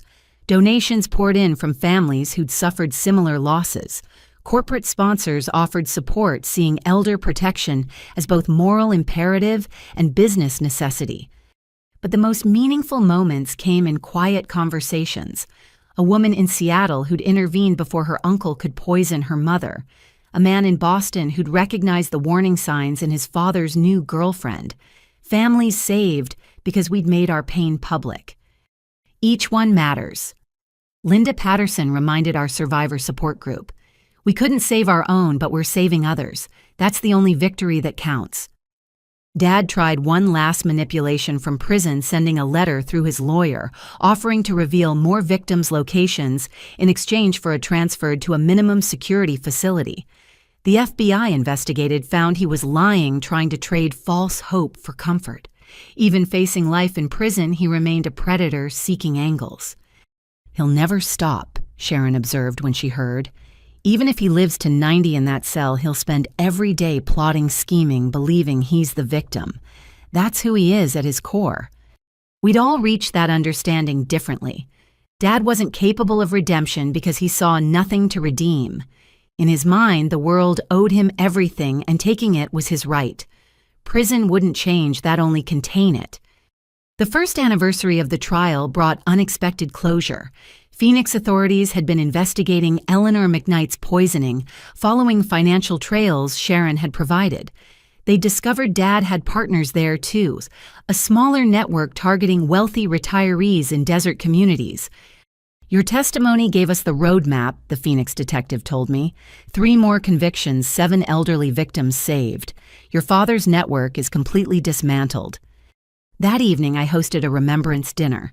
The Original Victims Coalition had grown to over 50 members each, bringing photos of lost loved ones. We set places for the dead, told their stories, celebrated lives cut short, but not forgotten. To Rose Winters, Linda raised her glass of lemonade, who fought alone so we could fight together. To all the grandmothers we chorused, may their memories be revolution. Sharon attended, still finding her place in our complicated family of shared trauma. She'd completed half her community service hours, spending them at nursing homes, teaching staff to recognize predatory visitors. Her redemption remained a work in progress, but progress nonetheless. As the evening wound down, Mrs. Henderson pulled me aside with an envelope. "Found this in my garden shed. Rose gave it to me years ago, told me to give it to you when the storm passed." Inside was another letter in Grandma's handwriting. "My dearest sunshine, if you're reading this, you've weathered the storm and emerged victorious. I knew you would. You have strength you haven't discovered yet, compassion that turns pain into purpose. Your father took much from our family, but he couldn't take our love, our legacy, our determination to protect others. The house is yours now, not just in deed, but in spirit. Fill it with laughter he tried to silence. Grow gardens he tried to destroy. Welcome families he tried to break. Make it a beacon of the hope he tried to extinguish. I'm proud of you beyond words, not for winning, but for fighting. Not for exposing him, but for protecting others. You've turned our tragedy into triumph, our loss into love multiplied. Until we meet again, remember, you are loved, you are strong, and you are never alone. All my love, Grandma." That night, I walked through the house with new eyes, not as a battlefield where we'd fought off Dad's invasion, but as a sanctuary Grandma had preserved for healing. Each room held memories of love, stronger than any predator's evil. In the garden, Grandma's heritage tomatoes grew heavy on their vines. Tomorrow, I'd harvest seeds to share at the Foundation's next event. Each packet would carry instructions for growing, but also for watching, protecting, nurturing what the vulnerable entrust to our care. The aftermath continued to ripple outward. Laws changed, Awareness spread. Predators found hunting harder as families learned to watch for signs. Dad's legacy of death was being overwritten by one of life protection and communal care. Standing in Grandma's greenhouse surrounded by growing things that defied destruction, I finally felt the storm truly passing. Not ended, never fully ended while predators existed, but managed, channeled into purpose, transformed from personal tragedy to public triumph. "We did it, Grandma," I whispered to the night. "We really did it." And somewhere in the gentle rustling of tomato leaves, I swear I heard her answer, "No, sunshine, you did it. I just gave you the tools." The aftermath was becoming the after, and in that after, beauty grew from ashes. Hope, from horror, and love from loss. It was exactly what Grandma had planned all along. 3 years had passed since Dad's sentencing when I stood in Grandma's garden on a perfect spring morning. The heritage tomatoes were in full bloom, their vines heavy with fruit that would soon be harvested and shared. The Rose Winters Foundation was hosting its annual gathering, and over 200 people were expected throughout the day. The house had been transformed into a beacon of hope, just as Grandma had envisioned. What once stood as a potential crime scene now served as headquarters for a national movement. The library Dad had wanted to gut housed resources for families suspecting elder abuse. The greenhouse Sharon had planned to demolish grew seedlings distributed to survivors, each plant a symbol of resilience. "The caterers are here," Mrs. Henderson announced, still my faithful neighbor, and now the foundation's volunteer coordinator, "and the first families are arriving." I smoothed my dress, one of Grandma's favorites that I'd had tailored to fit. Around my neck hung her pearl necklace recovered from Dad's trophy collection and reclaimed as a symbol of survival rather than theft. The early arrivals included familiar faces from the trial. Linda Patterson, now the foundation's vice president, had flown in from Tennessee, where she ran our southeastern chapter. Maria Gonzalez brought her entire extended family, 3 generations united in advocacy. Eleanor McKnight rolled up in a wheelchair she no longer needed, but kept for solidarity with those still recovering. "Look at what you've built," Eleanor marveled, gesturing at the banners, information tables, and volunteers preparing for the day's events. Rose would be amazed. "We built it," I corrected, "all of us together." Sharon arrived separately, still navigating the complex dynamics of her role in our community. She'd completed her social work degree and now worked with Adult Protective Services, using her insider knowledge to identify potential victims. Her redemption wasn't complete, might never be complete, but she devoted her life to prevention. "I brought someone," she said nervously, introducing a young woman named Amy. "She reached out after recognizing her boyfriend's behavior from your interviews. Got out before he could access her grandmother's accounts." Amy's story was one of dozens we'd hear throughout the day. Families who'd recognized warning signs intervened before tragedy struck, saved their elderly loved ones from predators who'd studied Dad's playbook. Each success story validated our pain's transformation into purpose. Bethany Coleman had arrived early to set up her booth. Her book had become required reading in elder care facilities nationwide, and she donated all profits to the foundation. Today she was signing copies and collecting stories for her second book, focused on survivor recovery. "The ripple effects continue," she told me between signatures. "Publishers want books on financial elder abuse, medical professionals are developing better screening protocols, and law schools are adding elder law specializations. Your grandmother lit a fire that's still spreading." By noon, the garden overflowed with people. Survivors shared their stories in healing circles. Prosecutors offered legal advice. Social workers distributed warning signs pamphlets. Children played between the tomato plants, their laughter exactly what Grandma would have wanted filling her space. The formal program began after lunch. I stood at the podium we'd set up on the porch, looking out at faces marked by loss, but lifted by hope. My speech was memorized, but I set aside the cards speaking from the heart instead. 3 years ago, my father tried to steal this house, I began. He failed because my grandmother had spent decades preparing for his attempt. But she prepared for more than just defense.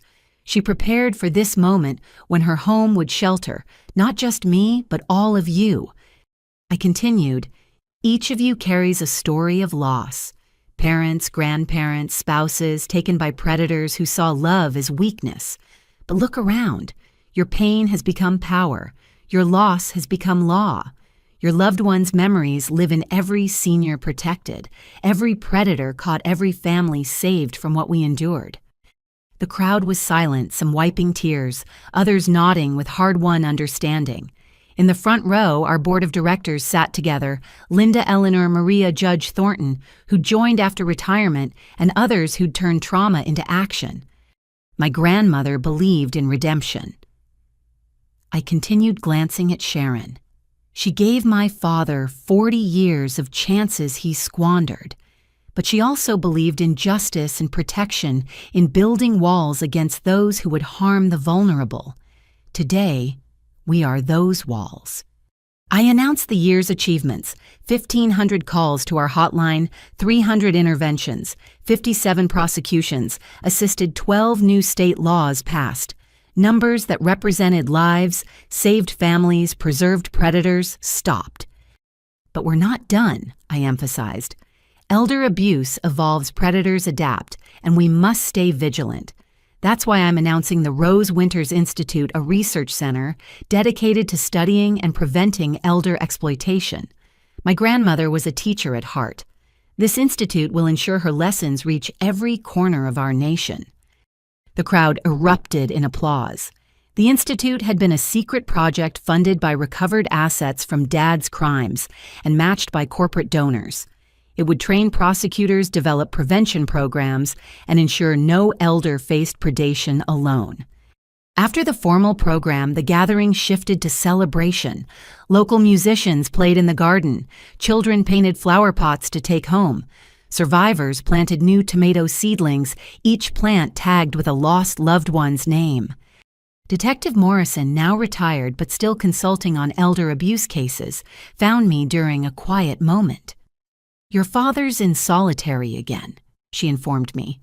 "Tried to run a scheme on other inmates' commissary accounts. Even in maximum security, he can't stop predating." "He never will," I acknowledged. "But he's contained, and that's what matters." As afternoon faded to evening, the crowd gradually thinned.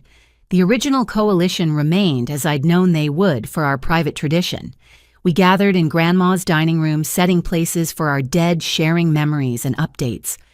"Helen would have loved this," Bethany said, touching her aunt's photo. "She believed in community action, in women supporting women. This is exactly what she would have built." "My mother's proud," Maria added in her accented English. "I dream of her sometimes. She says we're warriors now, fighting for those who can't fight alone." Sharon sat quietly until Eleanor prompted her to speak. "I know I'll never fully atone," she said carefully.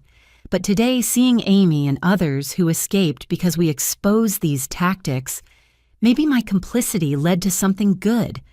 Maybe that's the best I can hope for." "Redemption isn't erasure," Linda observed. "It's transformation. You've transformed Sharon. That matters." As twilight settled over the garden, I found myself alone on the porch swing, where Grandma and I had spent countless evenings. The house glowed with warm light, filled with the echoes of hope and healing. Everything she'd protected had not only survived, but flourished. My phone buzzed with a message from the publisher. They wanted me to write a book about our story, the complete narrative of Dad's crimes, and our transformation of trauma into triumph. I'd been resisting for years, but maybe it was time. Grandma's story deserved telling in full. "One more thing to consider," Mrs. Henderson said, joining me on the swing.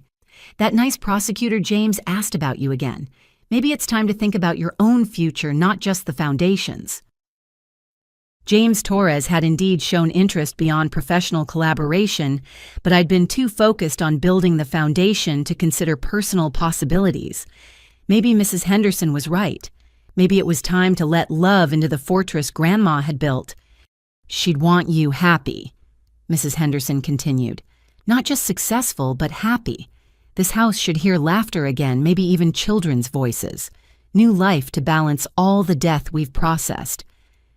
The thought warmed and terrified me equally. Trust came hard after discovering your father was a serial killer. But Grandma had loved after loss, built after betrayal. Her example suggested possibility beyond pain. As the last volunteers cleaned up and the house settled into peaceful quiet, I walked through each room. The walls held photos, now coalition meetings, survivor celebrations, families reunited. Dad had tried to steal this space, but we'd multiplied its love exponentially. In Grandma's study, I sat at her desk and pulled out writing paper. The book would start with her, the woman who'd fought alone, so we could fight together. It would tell of her courage, her foresight, her transformation of one man's evil into a movement for good. But first, a letter to James. Just coffee, nothing serious. A small step toward the personal life Grandma would have wanted for me. A recognition that surviving wasn't enough. I needed to live.